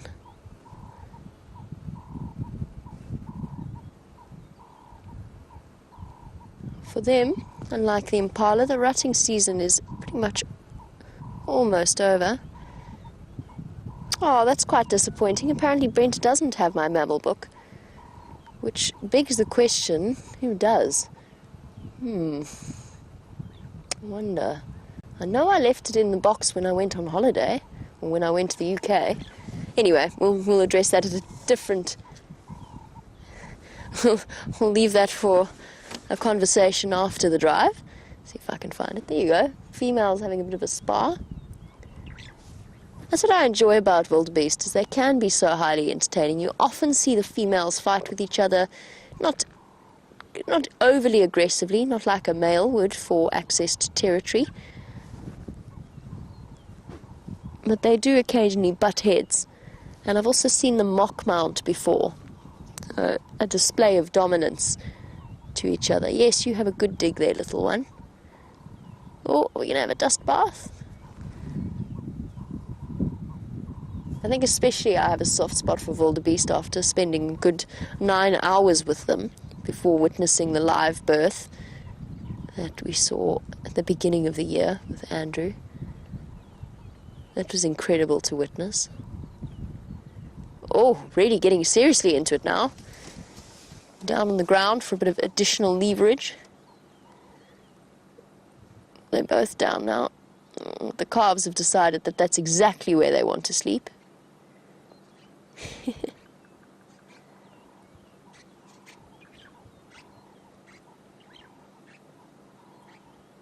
And done.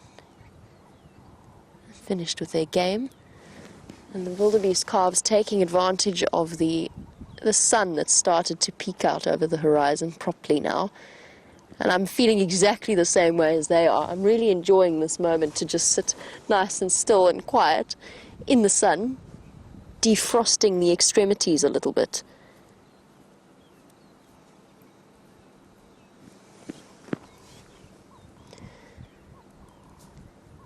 They're still doing a tremendous amount of growing, so they still need lots and lots of rest when compared to the adults.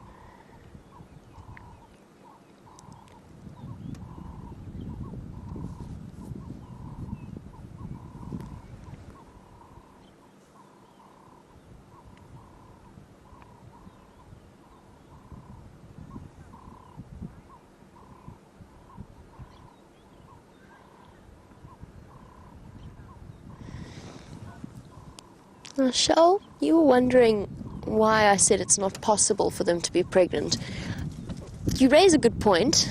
I should not have perhaps phrased it in that manner, since nothing out here is impossible. But yes, they do have a very specific, like the impala, they do have a very specific breeding season. And probably what I should have said is that if they are pregnant, it's extremely early stages. Wildebeest and impala share a very similar rutting period. Wildebeest have been rutting during the end of April towards the beginning of May. They've slowed down considerably. Their rutting season is not quite as extended as that of the impala. But yes, they do have quite a specific breeding season, and then they give birth around the end of December and the beginning of January. And usually within very close, you can see, Shell, if you look at the ages of the calves, you can see how close together they must have been born. They're all of a very, very similar size. There's no real in-between of different ages. So yes, they do have a specific season. That being said, you never ever know. Stranger things have happened, and I can almost guarantee that it would not be unrecorded to have a birth at some weird time of year. The animals don't really read the textbooks. Right, I've been distracted from my female leopard search. I'm going to head back to where I last saw her tracks. I wanted to check that she hadn't popped out here, but she hasn't. I'm going to go back, go for a little bit of a walk. While I do, let's head across to another walk.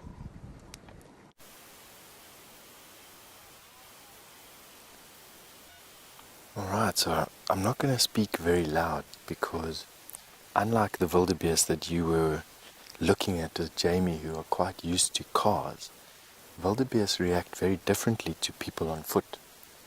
They're incredibly vigilant animals, and one of the best ways to practice stalking animals is to practice on animals like this that are not that dangerous.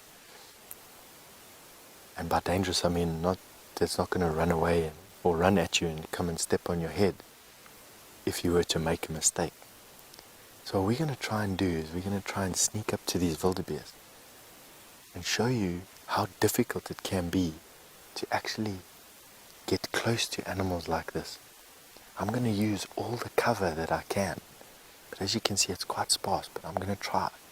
And Dave's going to try and follow me, and we're going to see how close we can get to these wildebeest before they know we're here. And I'm doing this because I need to practice. I need to practice. Am I feeling the wind on my skin? Am I watching where I put my feet? Am I stepping carefully? Am I looking out for branches and sticks? Am I using cover? And it's best to practice on these guys. So it's a bit of a game, but let's try.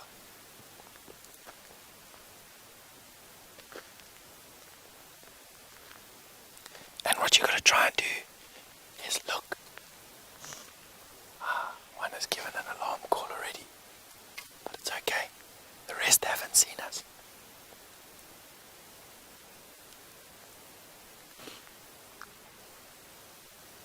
We've got Kudu's alarm calling.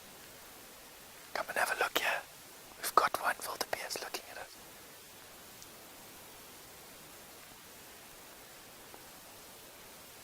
Have a look there. That's one wildebeest that's seen Dave and I. Doesn't really know we're here. Looking at us, I think he can see Dave's aerial.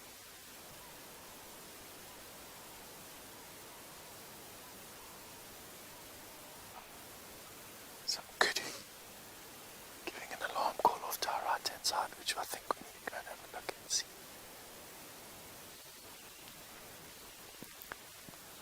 So, while playing with these wildebeest has been fun, that kudu that's giving an alarm call there means that there might be a predator. I think it would be best if we don't disturb these wildebeest too much and then go and investigate this kudu. While we do that, we're going to link you through to Brent.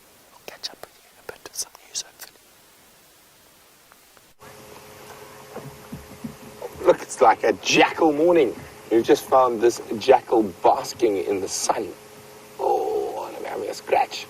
Another side-striped jackal. This is one of, I think we saw 6 at one stage here, or 5 at least. A side-striped jackal on the southern edge of the Arathusa airstrip. It looked like this particular individual was really enjoying the sunshine. I'm trying to see where the other is.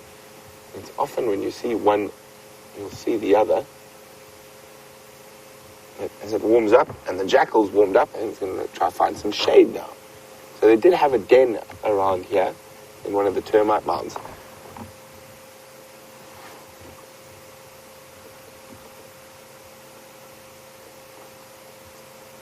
Here we go.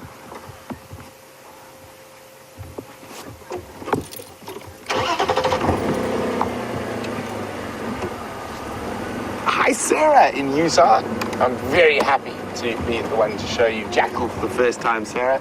So this is Sarah's first jackal. She says this has absolutely made her night. Well, we're going to try and get another view and also try to see where possibly the second jackal is. So they live in pairs. Where's it gone?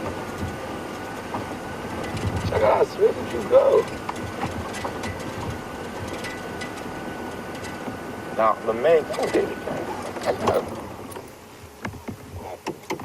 The main reason we've come here to the Arathusa airstrip was I was actually coming to look for secretary birds again. I'm always happy to have a look at one of my favorite little canids.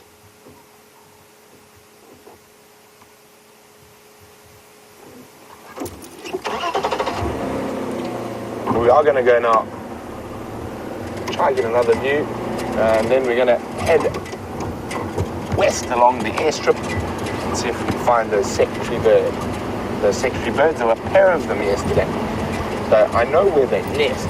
Unfortunately, it is not in the northern Sabi Sands. They nest on Londolozi, which is not too far from us here.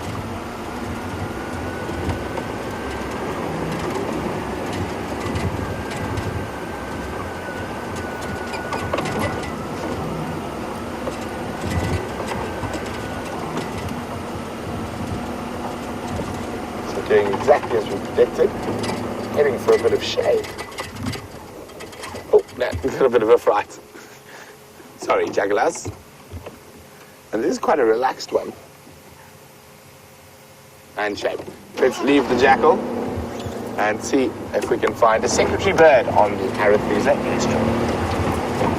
So I had a chat to Ryan, who's the head ranger at Arethusa last night, and he says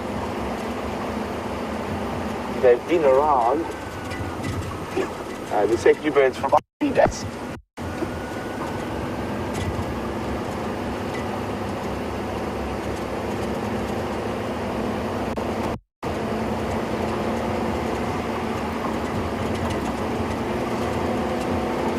Starting to warm up nicely. I'm a bit jealous of the jackal who's just been lying there in the sun enjoying.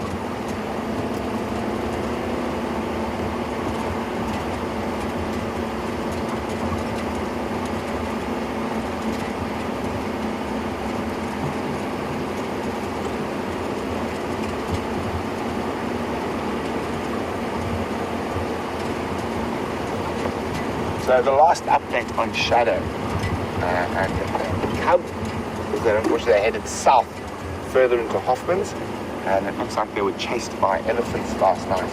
So from the spot where they were, and that's the reason they went south. And no one has managed to find her yet this morning.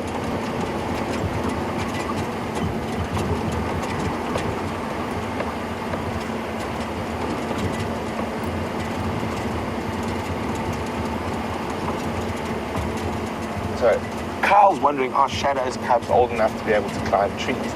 They most certainly are, Carl. They're about 3 months old now, so definitely able to climb trees.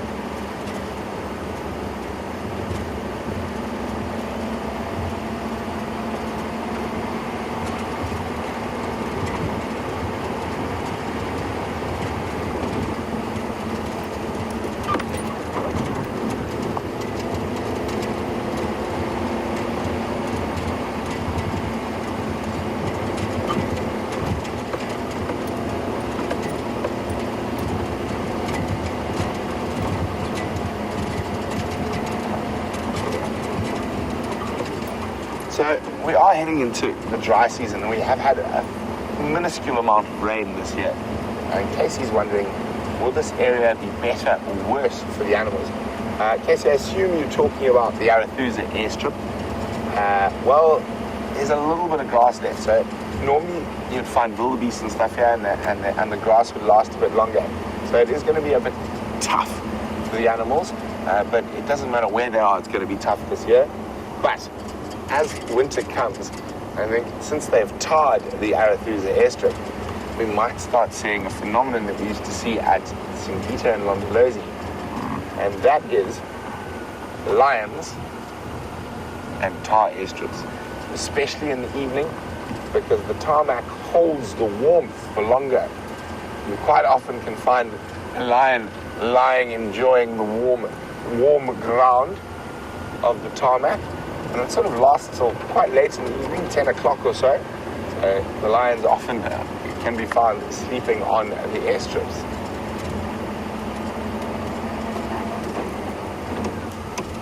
Because the one nice thing about winter is normally we have these beautiful clear days.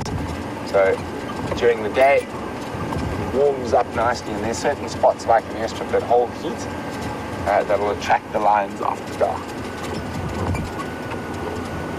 Fortunately, no secretary birds yet this morning, but some impalas.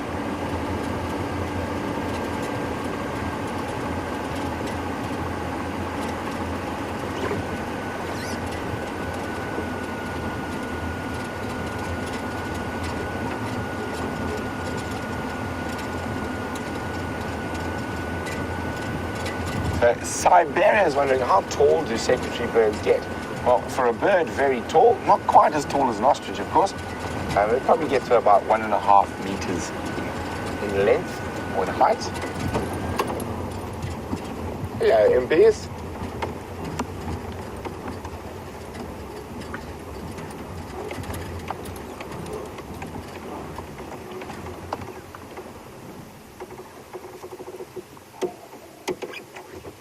It's amazing how quickly these impala grow. And then we can have a look. That's one of this year's babies, and you can see his little horns sticking up. And in Afrikaans, those little guys are referred to as penkops. actually pen heads. It looks like there's two pens sticking out of the top of their skull.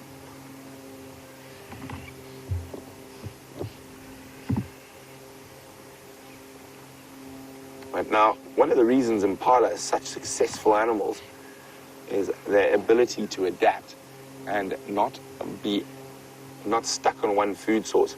So they'll eat grass when it's available, but they'll also browse. It's one of the reasons they are the most numerous antelope south of the Sahara.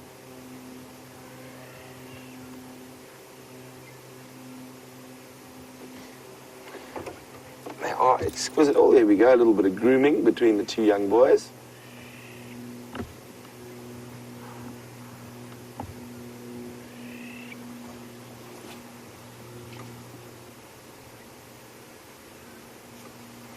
Very, very beautiful and often underrated animal to see on safaris.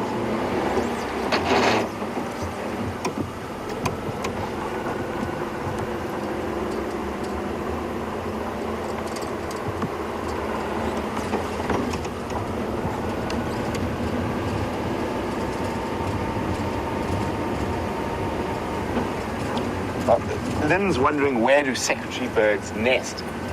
They nest in trees, Lynn. Particularly, they're quite fond of big acacia tortilis or flat-crowned acacias, and they build their nests right on top. They sometimes take over other raptors' nests. I have seen them kick out Warburg's eagles out of their nest, but normally they do have a nest that they've sort of taken over, but they will utilize that same nest year after year.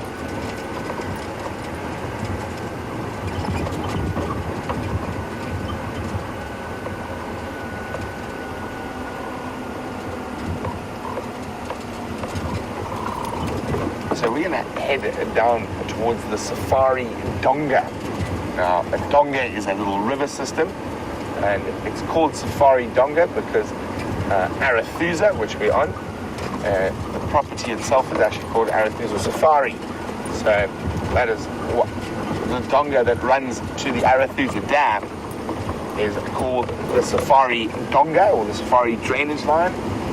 And it's always a good spot to go check for certain things. And I am hoping with all that elephant activity that maybe they chased Shadow further to the west. And Shadow has, over her previous misses and cubs, regularly kept them in this Safari Donga or Safari river system. We're going to go just have a little gander. We haven't had any tracks or any luck, but it's worth taking a look.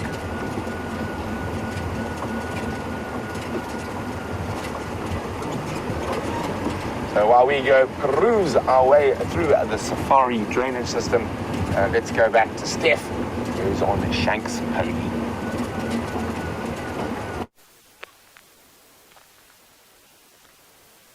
All right, so you're catching up with us while we have just arrived at the area where those kudu were giving their alarm calls. It's still difficult for us to see exactly what it is. We haven't found any fresh tracks. The freshest tracks that I've found so far have been for hyena, but we are keeping quite quiet. We are moving basically from shadow spot to shadow spot. And the reason for that is because we want to try and stay as hidden as we can. Something has been moving here that alarmed those kudu greatly. So what I'm doing now is I'm just scanning everywhere I can to see what we can see. So what I'm looking for, I'm listening for more alarm calls. I'm listening for birds giving alarm calls. I'm listening for squirrels giving alarm calls. Smaller animals around here.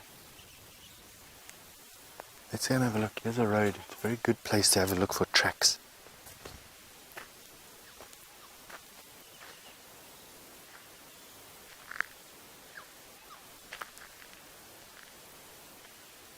Still nothing that fresh at the moment. So what we're going to do is, I think, let's go to the next road. It's not too far away. We've got Philemon's Dip cut line quite close to here. And potentially something was coming down Philemon's dip cut line. The kudu came from this area. They were running from my left to my right. Sort of, we're hoping to bisect their trail. And while we're doing that, hopefully we can get ourselves a track of something here. Dave just trying to get around, get onto my better side. If there is such a thing. Alright.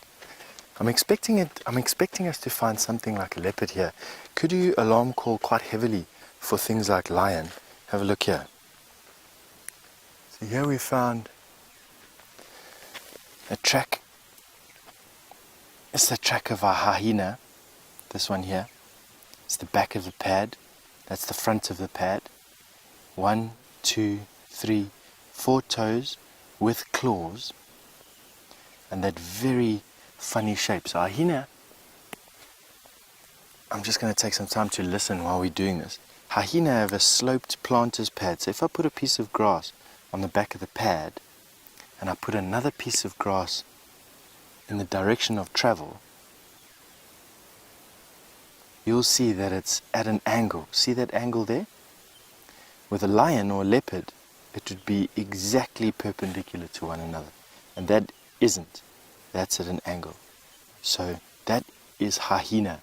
And now that I'd be able to tell as hyena if I didn't see the claw marks. Quite evidently a claw mark there. And then this half moon shaped toe. The outer toe of the hyena. Half moon shaped.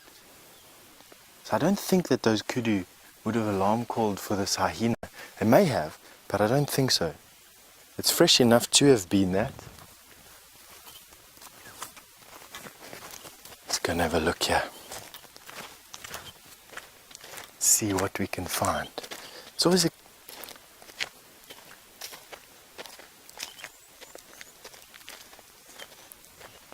Oh, Kaliali has just asked me a good question. What is the meaning of the word safari? Or the origin, of the word safari? That's a very good question. I don't actually know. I'm actually going to throw that straight back at you and see, please help me, help the rest of our viewers find the answer to that question. It's very easy to send us your answers. You can email it to questions@wildearth.tv or use the Twitter handle, the hashtag Safari Live, I think on Twitter is exactly what it is. Send it through, the ladies in FC, or send it to me and I'll share it with everyone. I don't actually know the answer to that question. I've just always called it a safari. Yeah, good one. Alright, let's have a look here again. And see what I can see. So now, what I'm looking at, or looking for at least, is tracks of what could have given those kudu such a big fright. We're right where I'm expecting to find those kudu tracks. What I want to do is almost backtrack the kudu. We've got some alarm calls coming from here. Let's go and have a look.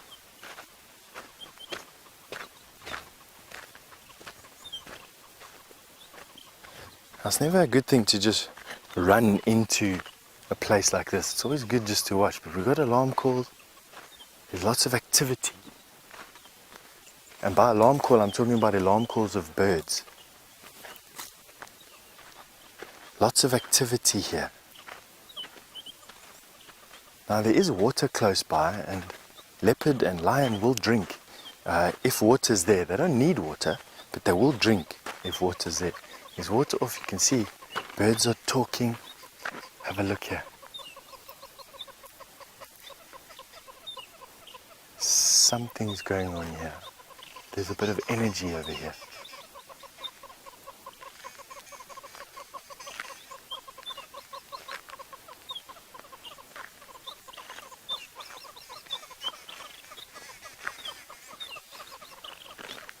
We've got lots of birds.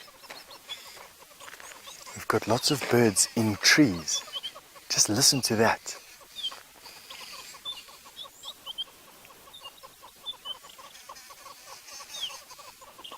Birds that have lifted up off the ground and are sitting a bit higher.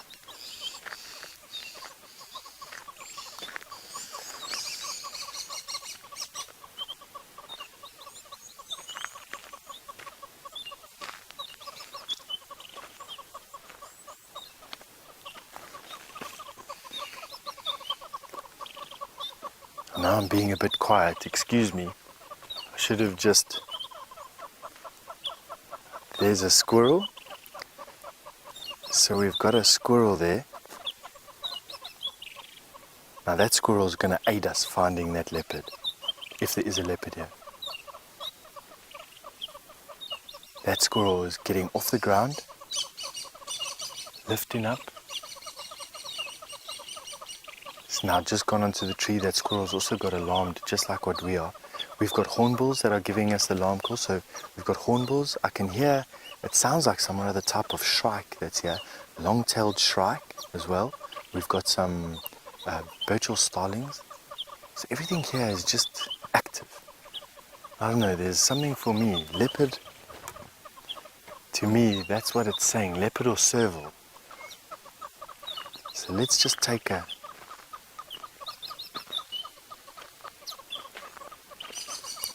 quick walk. We're walking now into some pretty thick bush.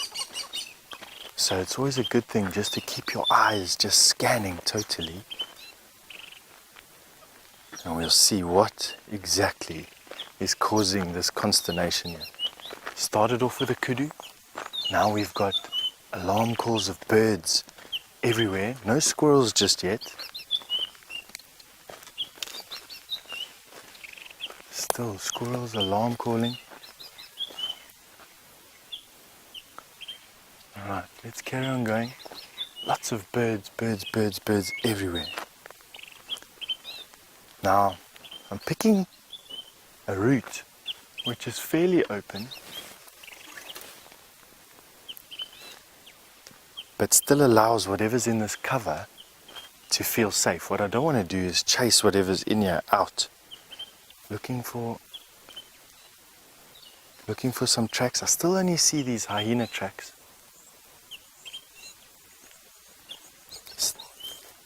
Still just seeing hyena tracks here.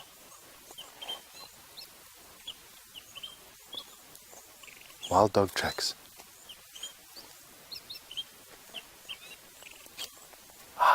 Here we go.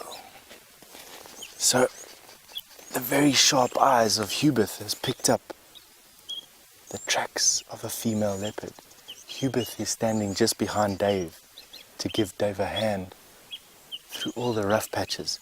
Has just picked out the fresh tracks of a female leopard going in exactly the direction that these alarm calls are coming from. So good. Let's go back up here. I think she's crossed this way. We're not too far away. I actually think this leopard is right here, to be quite honest. It's a squirrel.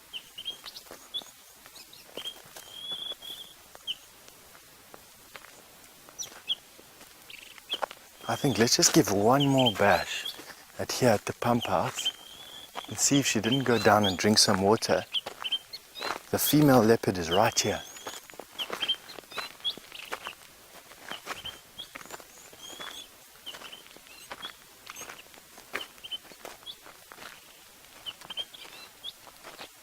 Now, so difficult to try and find these cats. They're just so secretive. My feeling is that this leopard has come through here, has just come through here, created a bit of a stir amongst these birds and scared those kudu away from here. This is just hyena tracks.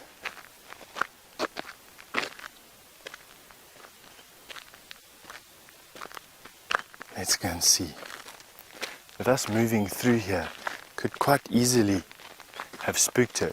Leopard don't enjoy people on foot. We obviously do see them on foot from time to time, and it's such a special thing to see, but they're quite easily spooked with people on foot. I'm just going to take it easy here. This is exactly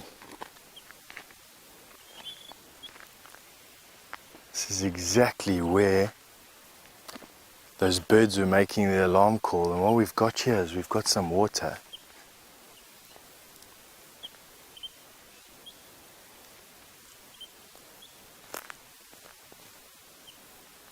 Some elephants have been digging for water, and if there's water here, there's a good chance that she may have come and drunk a bit too. Just busy looking for some... That's all diggings of elephant, can you believe it?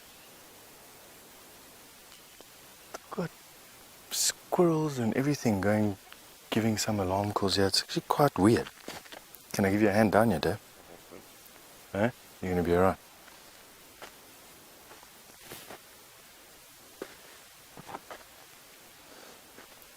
No surface water here.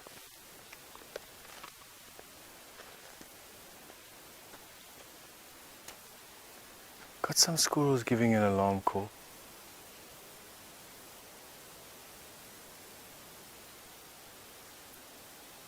Can't find the tracks leading out of here. Actually pretty certain that there is something here. Just sit and listen for a bit. In this tree we've got a squirrel. You can almost see its silhouette there of its tail. Perhaps just hear them chirping away. We're going to try and see if we can show it to you on a camera. A bird that's just come down there, starling, come off the floor. There's a squirrel there on the branch there. And they are upset. They're not giving a full-blown alarm call, but they are giving one. Look at that squirrel. You can just see that tail, quite agitated. Let's see if he comes through. We've now lost him. He's gone around the other side over there.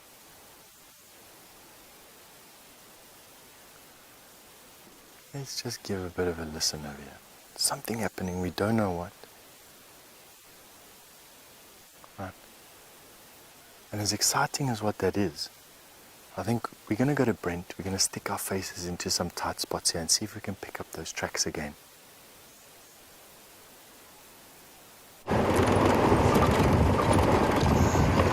So we've checked the whole of the safari donga system.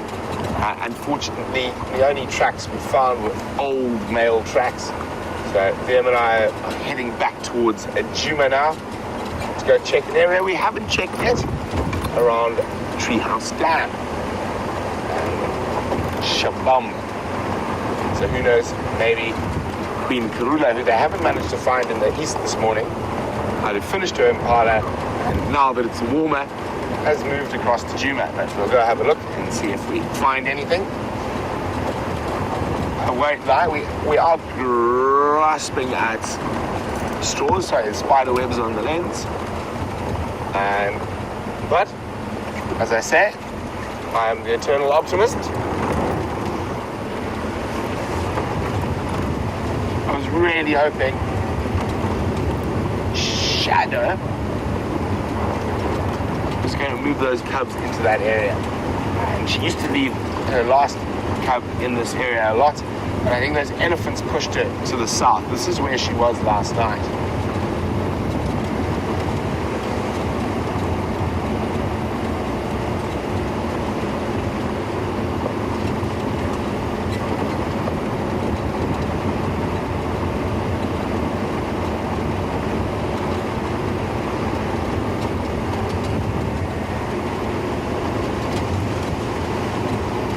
Also, we might head down towards Weeder's Nest. Those were the baboon tracks we're heading. It's always nice to see another primate, especially climbing a tree.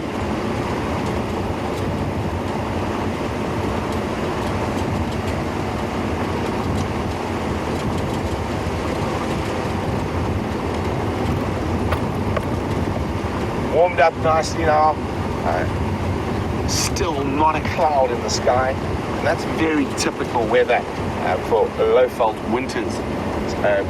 Although we complain about it being bitterly cold in the morning, probably doesn't get much colder than about 7 degrees Celsius, which is I think around 50 odd Fahrenheit. I think the coldest we got last year was 6 or 7. But the days are glorious. Warms up sort of mid to high 20s during the day. So around high 70s. But for us, of course, we're used to that blistering heat, what we perceive to be cold. and what is actually cold are two different things. So we're going to head now down towards the treehouse waterhole and see what's happening there. While we do that, let's go to Jamie, who's got a bird of prey. Steph and myself both tracking female leopards. I got really, really excited. I was off the vehicle, wandering about, looking at her footprints, and I heard the calls of the go-away birds, the quack sound that they make when something has disturbed them. Obviously, I got very excited until I spotted this chap, and he's obviously the reason behind their distress. So not our leopard, but a nice find nevertheless. Initially, I thought it was a tawny eagle, but I've had another look, and I know it's difficult for you to see, but there's a lot of white on this bird, a great deal of it, and it's a juvenile of some description. I suspect it might be a juvenile African hawk eagle, having seen that pair earlier. He's got white all across the top of his head and underneath his body.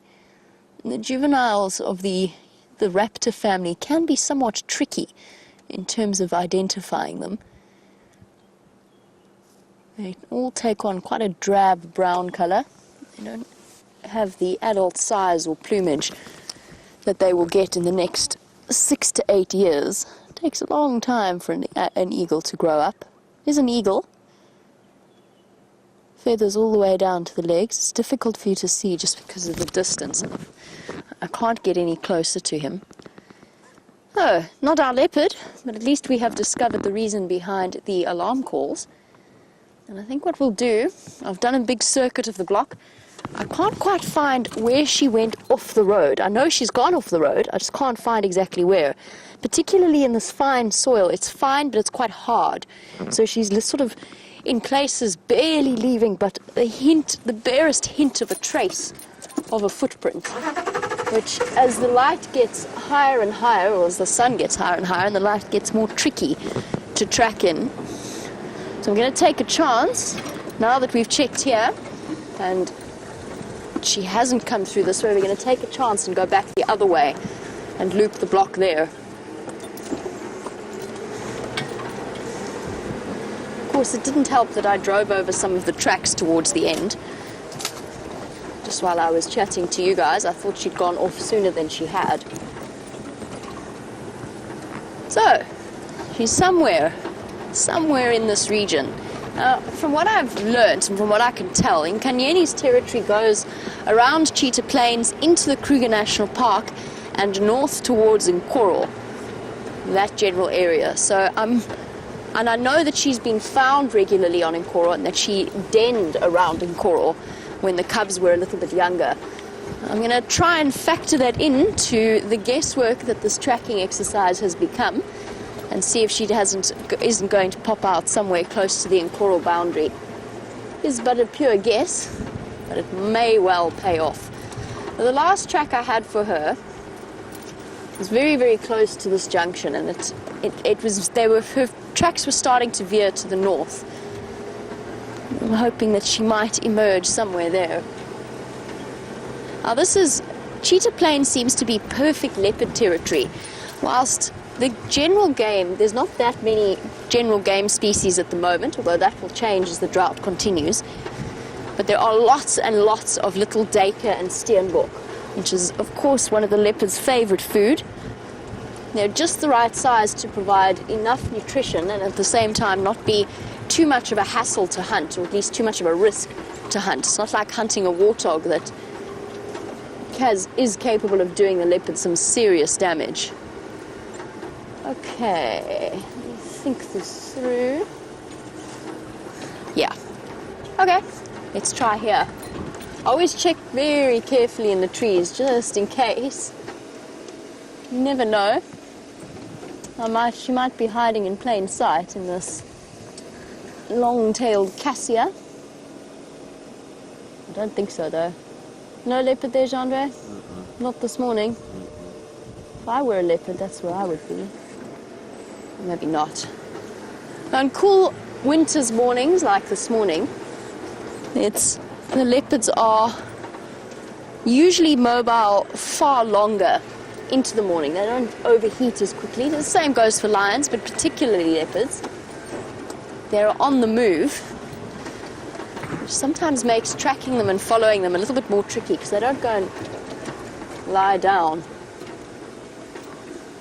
One very frightened Steenbok just went sprinting past.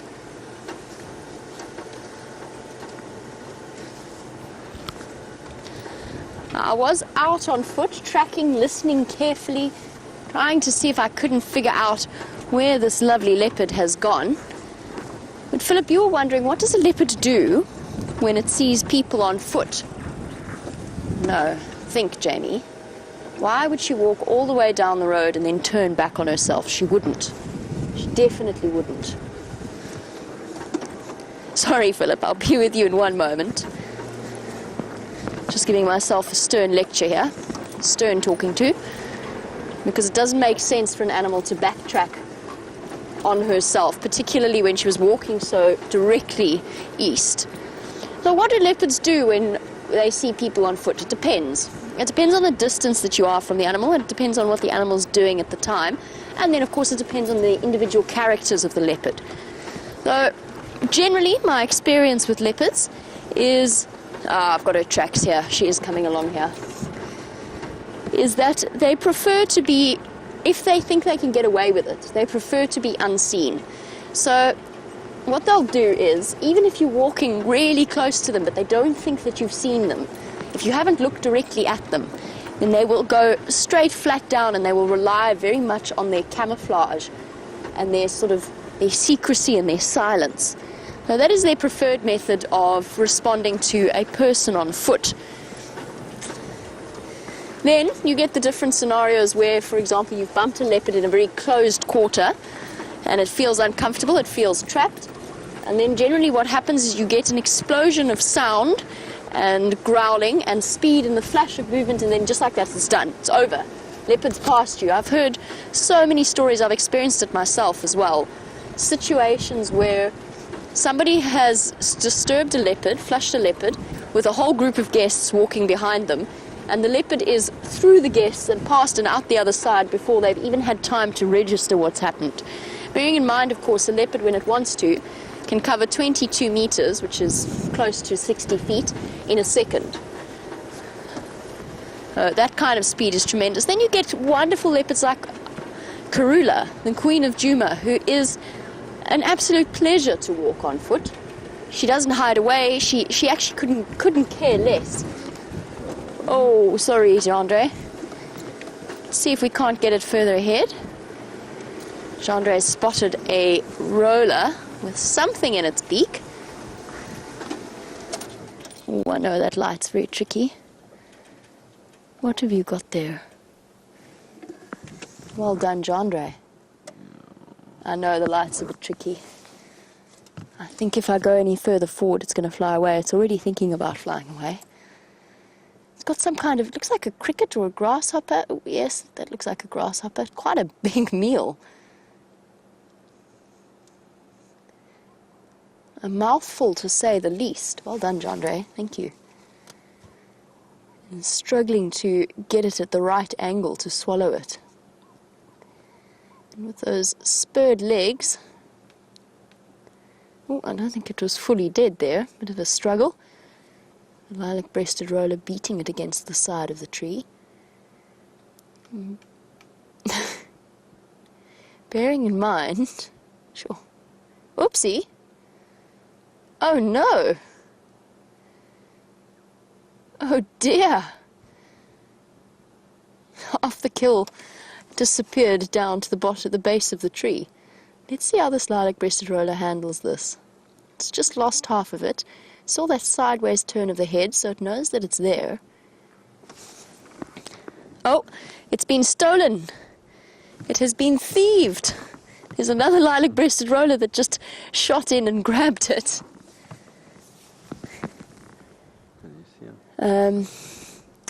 Disappeared behind there somewhere. No, I can't, unfortunately. I can hear it hitting it on the side of the tree, but I can't see it. Let's try going backwards a little bit. That might help.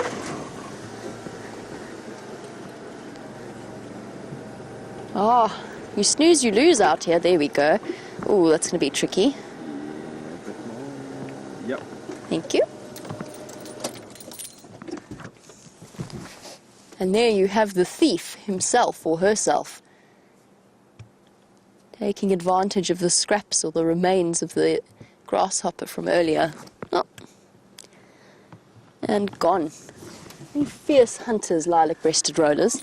Those powerful beaks mean that they can tackle incredibly large prey, but then of course they can't chew it with that beak. So the thrashing not only helps to subdue the prey, but also helps to break it apart. But I don't think it was the fully intended consequence that played out there. Okay. I've still got to track, so I'm going to keep looking for our lovely leopard. While I do, let's find out how Steph's search is going.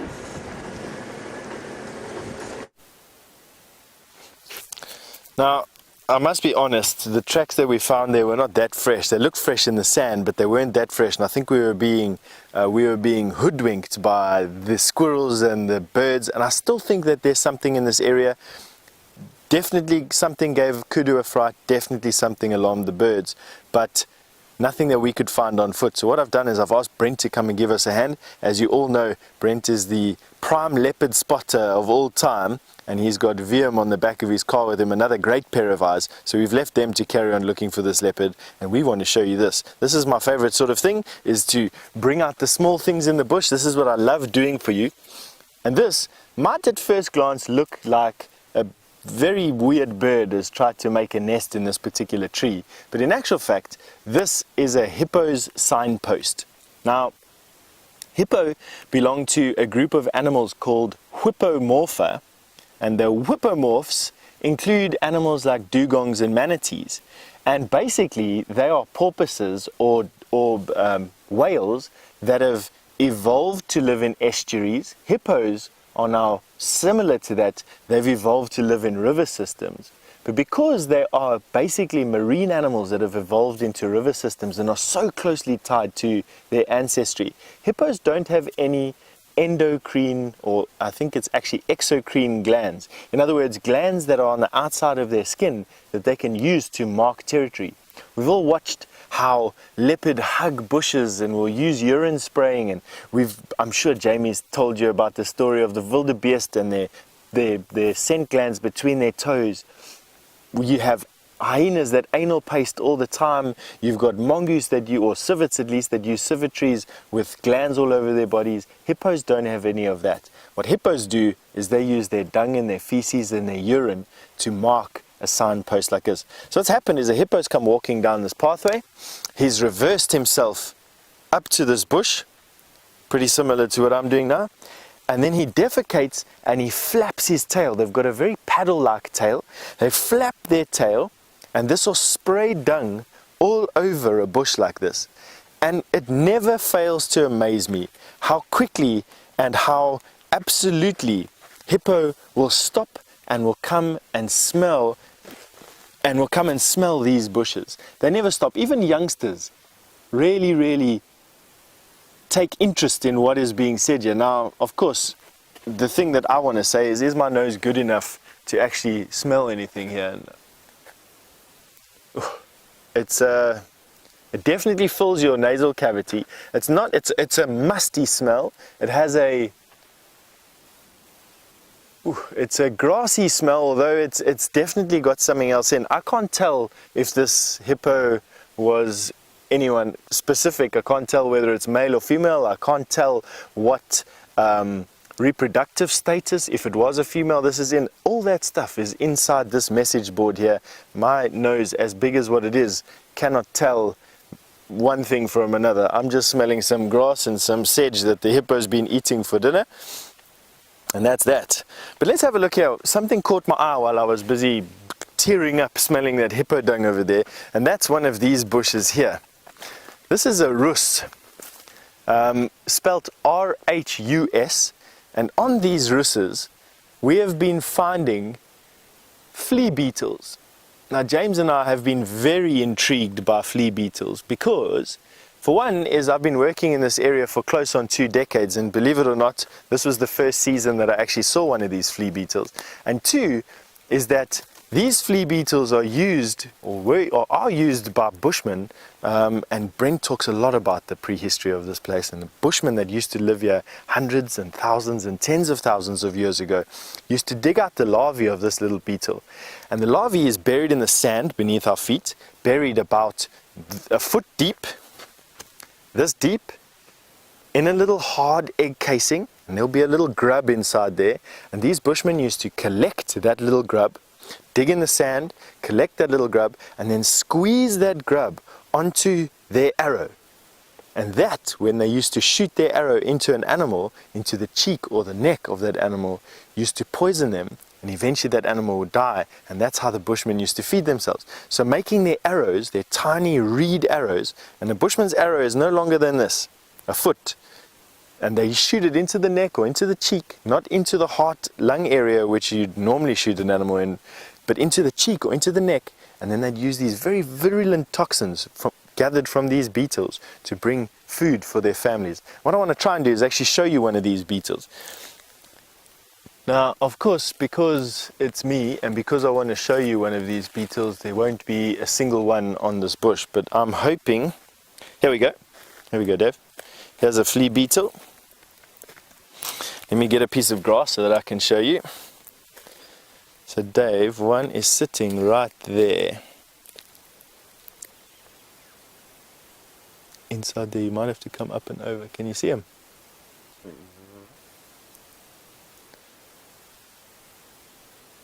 So this very, very innocent looking beetle at the end of my grass. You might have to come from the top there, Dave. Well, let me see if I can move it a little bit.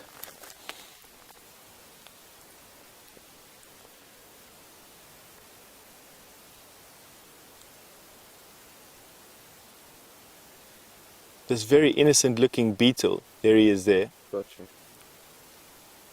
is called a flea beetle. And that flea beetle will lay an egg in the sand. That egg will have a little grub in it, a little worm, their larvae.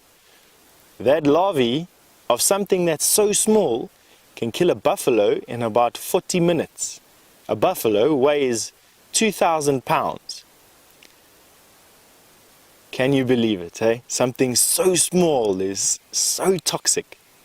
I just find it absolutely incredible. And what blows my mind more than anything else really is the fact that how did people know that? I mean, we've walked past, I don't know, 1,000 beetles this morning, and it's not even a year that has a lot of beetles in it, and yet one beetle out of all those thousands has this use that kept people living here for years and generations and tens of thousands of years. And it's just fascinating for me, these little things. I'm glad that we got to show you that. I mean, it's the end of the season now.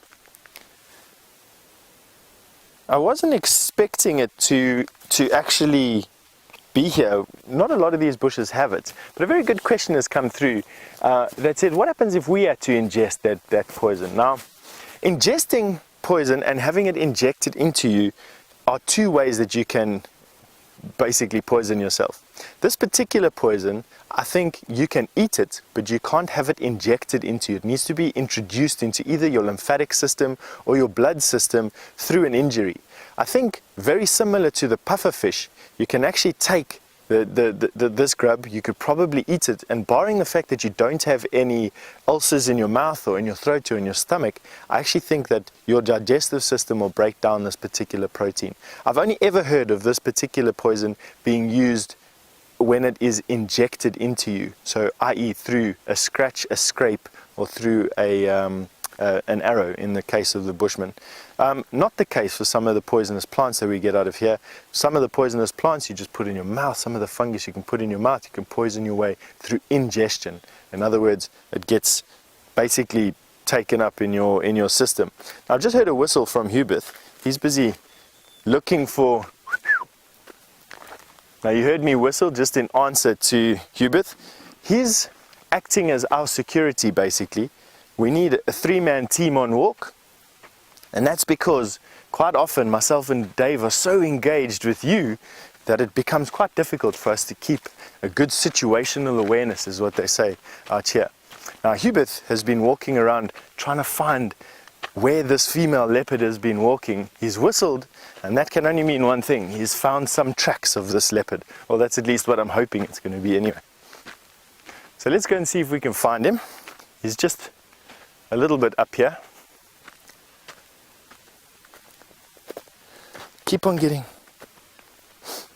I keep on getting distracted by all these little things, and I can see the butterflies are starting to fly around. You'll notice that potentially, what we can show you, not really even, there's just one flitting around out there. I think the butterfly, not the butterflies, are getting. But anyway, let's go and see if we can carry on. Sorry, I didn't mean to sell you down. That voyage of discovery that was fruitless. Now, unlike friends of mine, I haven't developed the ability to whistle like one of the trackers out here. They can really pick up some big whistles.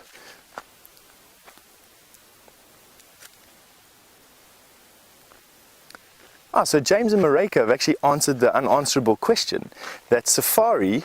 Remember, we needed to give an answer as to what or where the word safari comes from. James and Mareka have kindly written in, thank you very, very much for doing that, by the way, and said that it's a Swahili word for journey.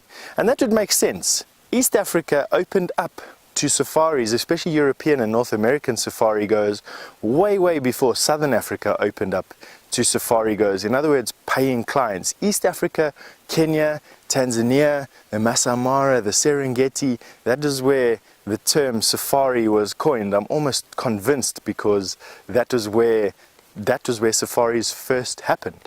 And the local group of indigenous people there are called the Maasai, and the Maasai speak a language called Swahili, a very beautiful language. And that is where the word safari comes from. How nice is that? So thank you very much. That is actually a very, very good thing. And that's how we teach each other out here, actually. Sharing information. All right, so we're going to go and look for Hubert. And while we're doing that, we're going to give you over to Brent, who's probably got an update on what he's doing for you.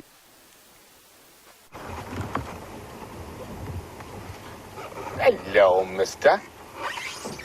So we are checking this area where Steph had the leopard tracks, and we've just come across an Ellie bull. And it looks like the way he's smelling, he might be trying to track a breeding herd.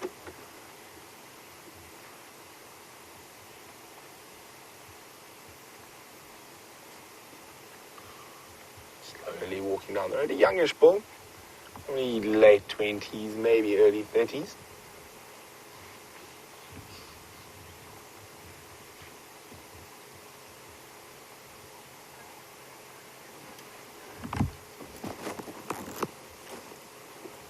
Look at him, he's heading down the road. We're going to try to catch up with him now.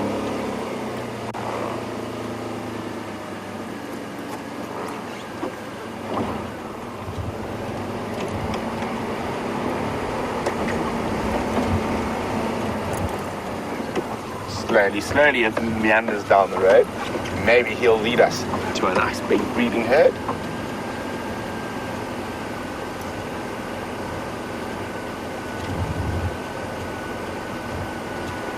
Elephants, that slow sort of amble, it's a lot quicker than you think, and they can cover incredible amounts of distance in a day.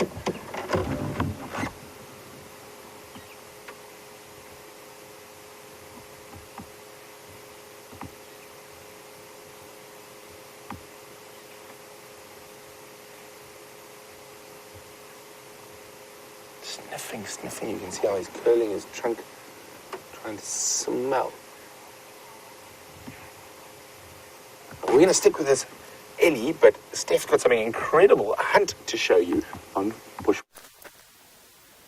So it's not a leopard killing an impala, but it's a spider killing a grasshopper. And have a look at that. A grasshopper's landed in the spider's web, and have a look at what she's doing. Continuously stabbing it with her fangs, incapacitating that grasshopper. You can see the grasshopper's movements are getting slower and slower as that venom takes effect. Have a look at that. Now she's busy. She's canopied herself over it, holding it with her front legs. There we go, another information. Wow, she keeps on stabbing this grasshopper. Have a look at that. She's got the perfect web for catching a grasshopper. Grasshopper mistimed his jump. She's now grabbed him. Have a look at what, is she holding him with a leg there, Dave, or what she's holding him with? So tough to see. I'm going to have to get a little bit closer there. Oh, she's bitten the grasshopper on a leg, so she's actually holding the grasshopper by one of the back legs. How epic is that? And as you can see, that venom that she has slowed that grasshopper down very, very quickly. And that is how keyed spider venom is to this particular type of prey.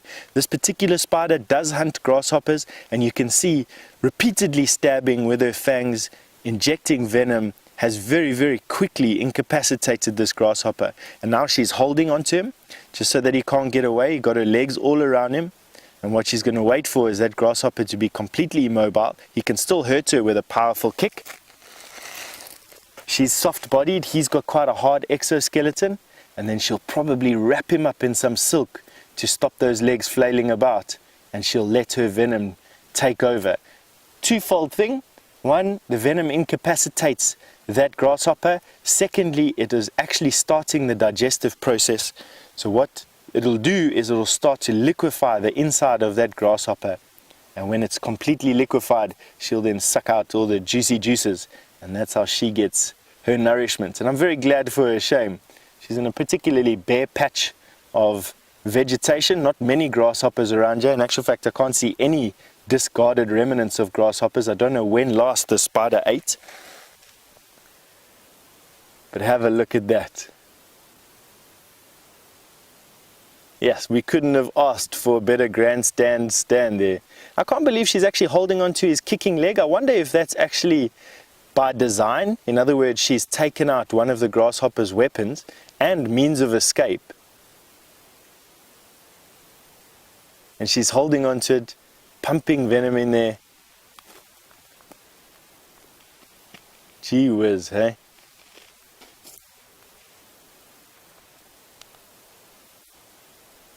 What a sighting.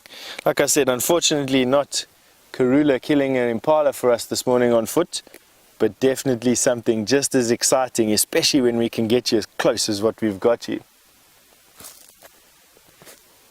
On this wonderful camera and this wonderful camera work that Dave's doing is putting us right in there, looking at this epic struggle going on there. I have actually seen a spider kicked to death by a grasshopper before. No less amazing than saying an impala stabbing a lioness to death with his horn. Some big struggle going on there. She's still got hold of that back leg. Grasshopper still trying to jump, although its movements are becoming a little bit more erratic. I think it's really just muscle memory and spasm here. You can see how wide she's placed her legs. She's really bracing herself against the web. She's still canopied over the grasshopper. There she goes. She's just let his leg go now. I think she knows that it's all over. Breakfast is secured. Yeah, definitely that grasshopper is not going anywhere at the moment. What's quite amazing is that she hasn't actually started to wrap it up with any silk. What's quite common with the orbweb spiders is that as soon as they envenomate something, they wrap up their prey with some silk.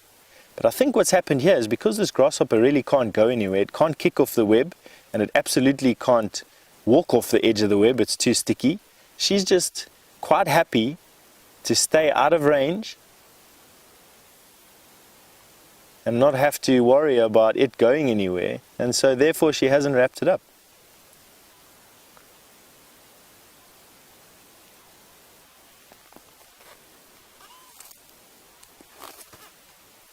Yeah, and X-Rang has just made a very nice observation in that she thought that spiders would bite and hold rather than do that stabbing motion that we watched there. X-Rang, you're not wrong. There's a lot of spiders that do grab and hold, but in this particular case, the short stabbing, those quick stabbing motions. I mean, I'd love to know the fang arrangements of this fang. So you get side fangs, fangs that close towards one another from the side, and then you get down stabbing fangs. similar to what you'd find on tarantulas. And I think that this particular spider would have down-stabbing fangs. There she went straight for the thoracic region of that grasshopper, straight into its soft underbelly. You saw she stabbed it again and again. Wow! Look at the black stuff coming out the grasshopper's mouth. That's regurgitated food. That's a defense mechanism from that grasshopper. Wow, she stabbed it again. Now she's getting herself again out of the way. You can see she can pull herself down. She's now cleaning her legs. She got some of her silk stuck on her legs. Spiders are fastidious at keeping themselves clean, and it's one of the ways that they don't get stuck in their own webs. And you saw her just put her foot in her mouth and chew it clean. There she's doing it again, putting her foot in her mouth, chewing the web off. And there she's gone now again. I can actually see droplets of venom on the abdomen of that grasshopper. Dave doing a mighty effort here trying to keep it still. And there she's now holding it. So X-Ranger, you can see she's now holding that grasshopper in her chelicerae, in her fangs. Still amazing me that she's actually not at all wrapping up this grasshopper in silk.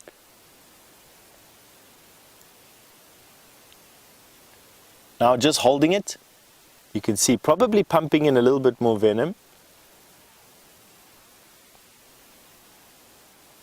I don't actually know how much venom a spider can produce or how much that she'll inject into this grasshopper to start that digestive process. It can't be much. Venom is actually quite a complex protein and therefore, from a metabolic point of view, actually quite difficult to produce. But I think that she's got herself a decent meal. I mean, that grasshopper is easily as big as what she is, easily. What a brilliant way to end today's walking safari, at least for myself and Dave and Hubert on foot. No luck with that female leopard, unfortunately for us. I'm sure Brent is trying his best to try and haul her out of the grass here for you, either for today, last couple of minutes of the show, or definitely for this afternoon.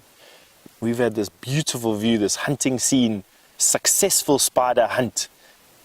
She placed her web right, she was in the right place, right time, bang, and she got herself some breakfast. At least from my side, Dave, Hubert, we're going to thank you very, very much. We've come to the end of our walk. Thanks for your questions, thanks for all your answers, thanks for your help and your interest. We're going to send you over to Jamie and catch up with you tomorrow. Oh, no sign of our leopard that we've been spending the morning tracking, so it's a mystery to be solved for the afternoon. But Jandre once again demonstrating his bird-finding skill. He spotted a batelier. Looks like it might be a juvenile. I couldn't really see in this particular light, but it looked like a brownish eagle. Oh, we'll have to return once again to Cheetah Plains and carry on. Unfortunately, I can't drive at the moment because the signal's a little bit shaky. Sorry, distracted by the birds that are fluttering about in that spike thorn bush. There's at least one black-crowned chagra, or brown-crowned chagra. Nope, they've all disappeared. So anyway, yes, a mystery to be solved, but it is lovely to be back once again in the wilds of the bush. I had a wonderful time in England, but nothing really compares to the home and the lifestyle that we have out here. Absolutely. I was very happy to return. So, as always, thank you for joining us, for sending through your questions and your comments. It's wonderful to have you on the back of the vehicle again. Thank you, Jandre, for your spotting. He agrees. He's also saying thank you. Thank you, Jandre, for spotting in camera work, and thank you to Jerry and to Rebecca in Final Control. Have a wonderful day, ladies and gentlemen, wherever you are, and I'm going to send you back across to Brent for the last few moments. Bye-bye.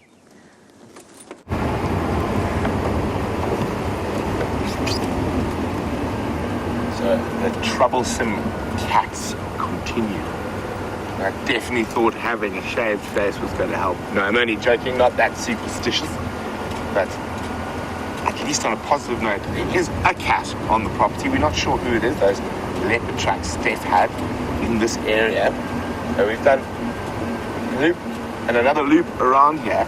So probably still in this block. And that's good for Jamie and Sam for the sunset safari. There's possibly a kitty cat out there. It has been extremely pleasant morning. Beautiful light, wonderful weather.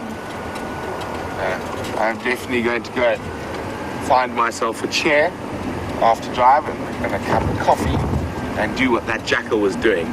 Sit in the sun and enjoy and thaw out from the early morning.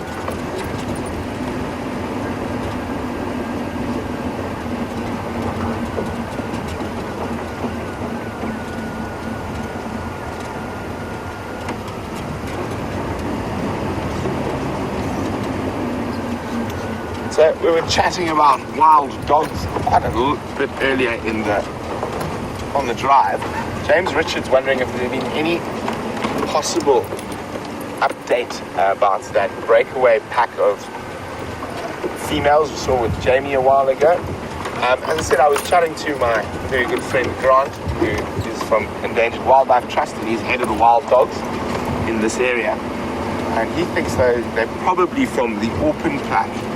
It got to 35 dogs and is now split. So there are 18 left in the main pack and the rest have split. And more than likely those 4 have come from the Orpin pack, but there's been no further update on them. I don't think anyone's seen them since, and who knows where they might be.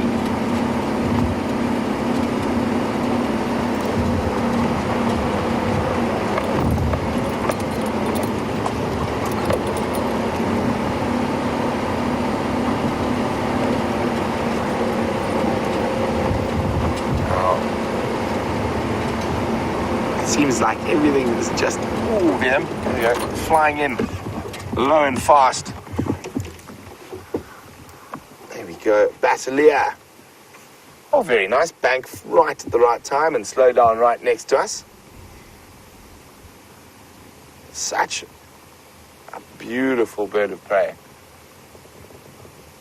Incredibly sharp eyesight.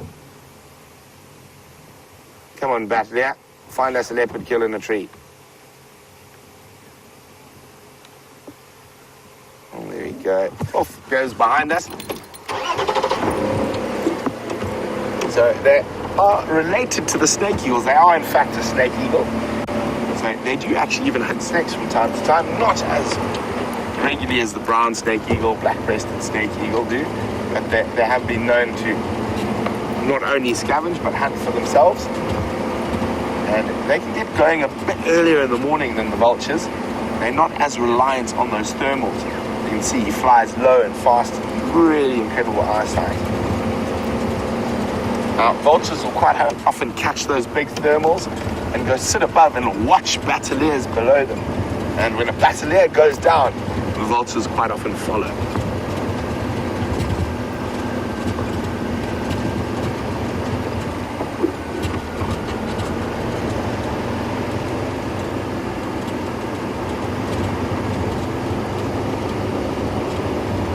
Now, we're going to starting to get a lot more action around the Djuma Dam camp.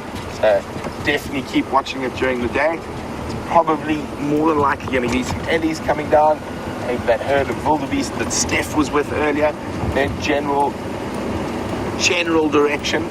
And apparently, as we speak, there's a buffalo already making his way towards the Djuma Dam camp.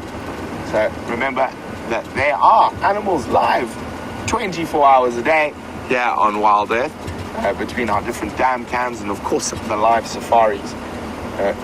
We really encourage you to stick with us, and on the Sunset Safari, as I said, it'll be Jamie and Sam entertaining you. I will be doing some paperwork, unfortunately, but I'll be back first thing tomorrow morning for the Sunrise Safari. But from Vim and myself and the rest of the Safari Live team, we'll see you in a few hours. Adieu.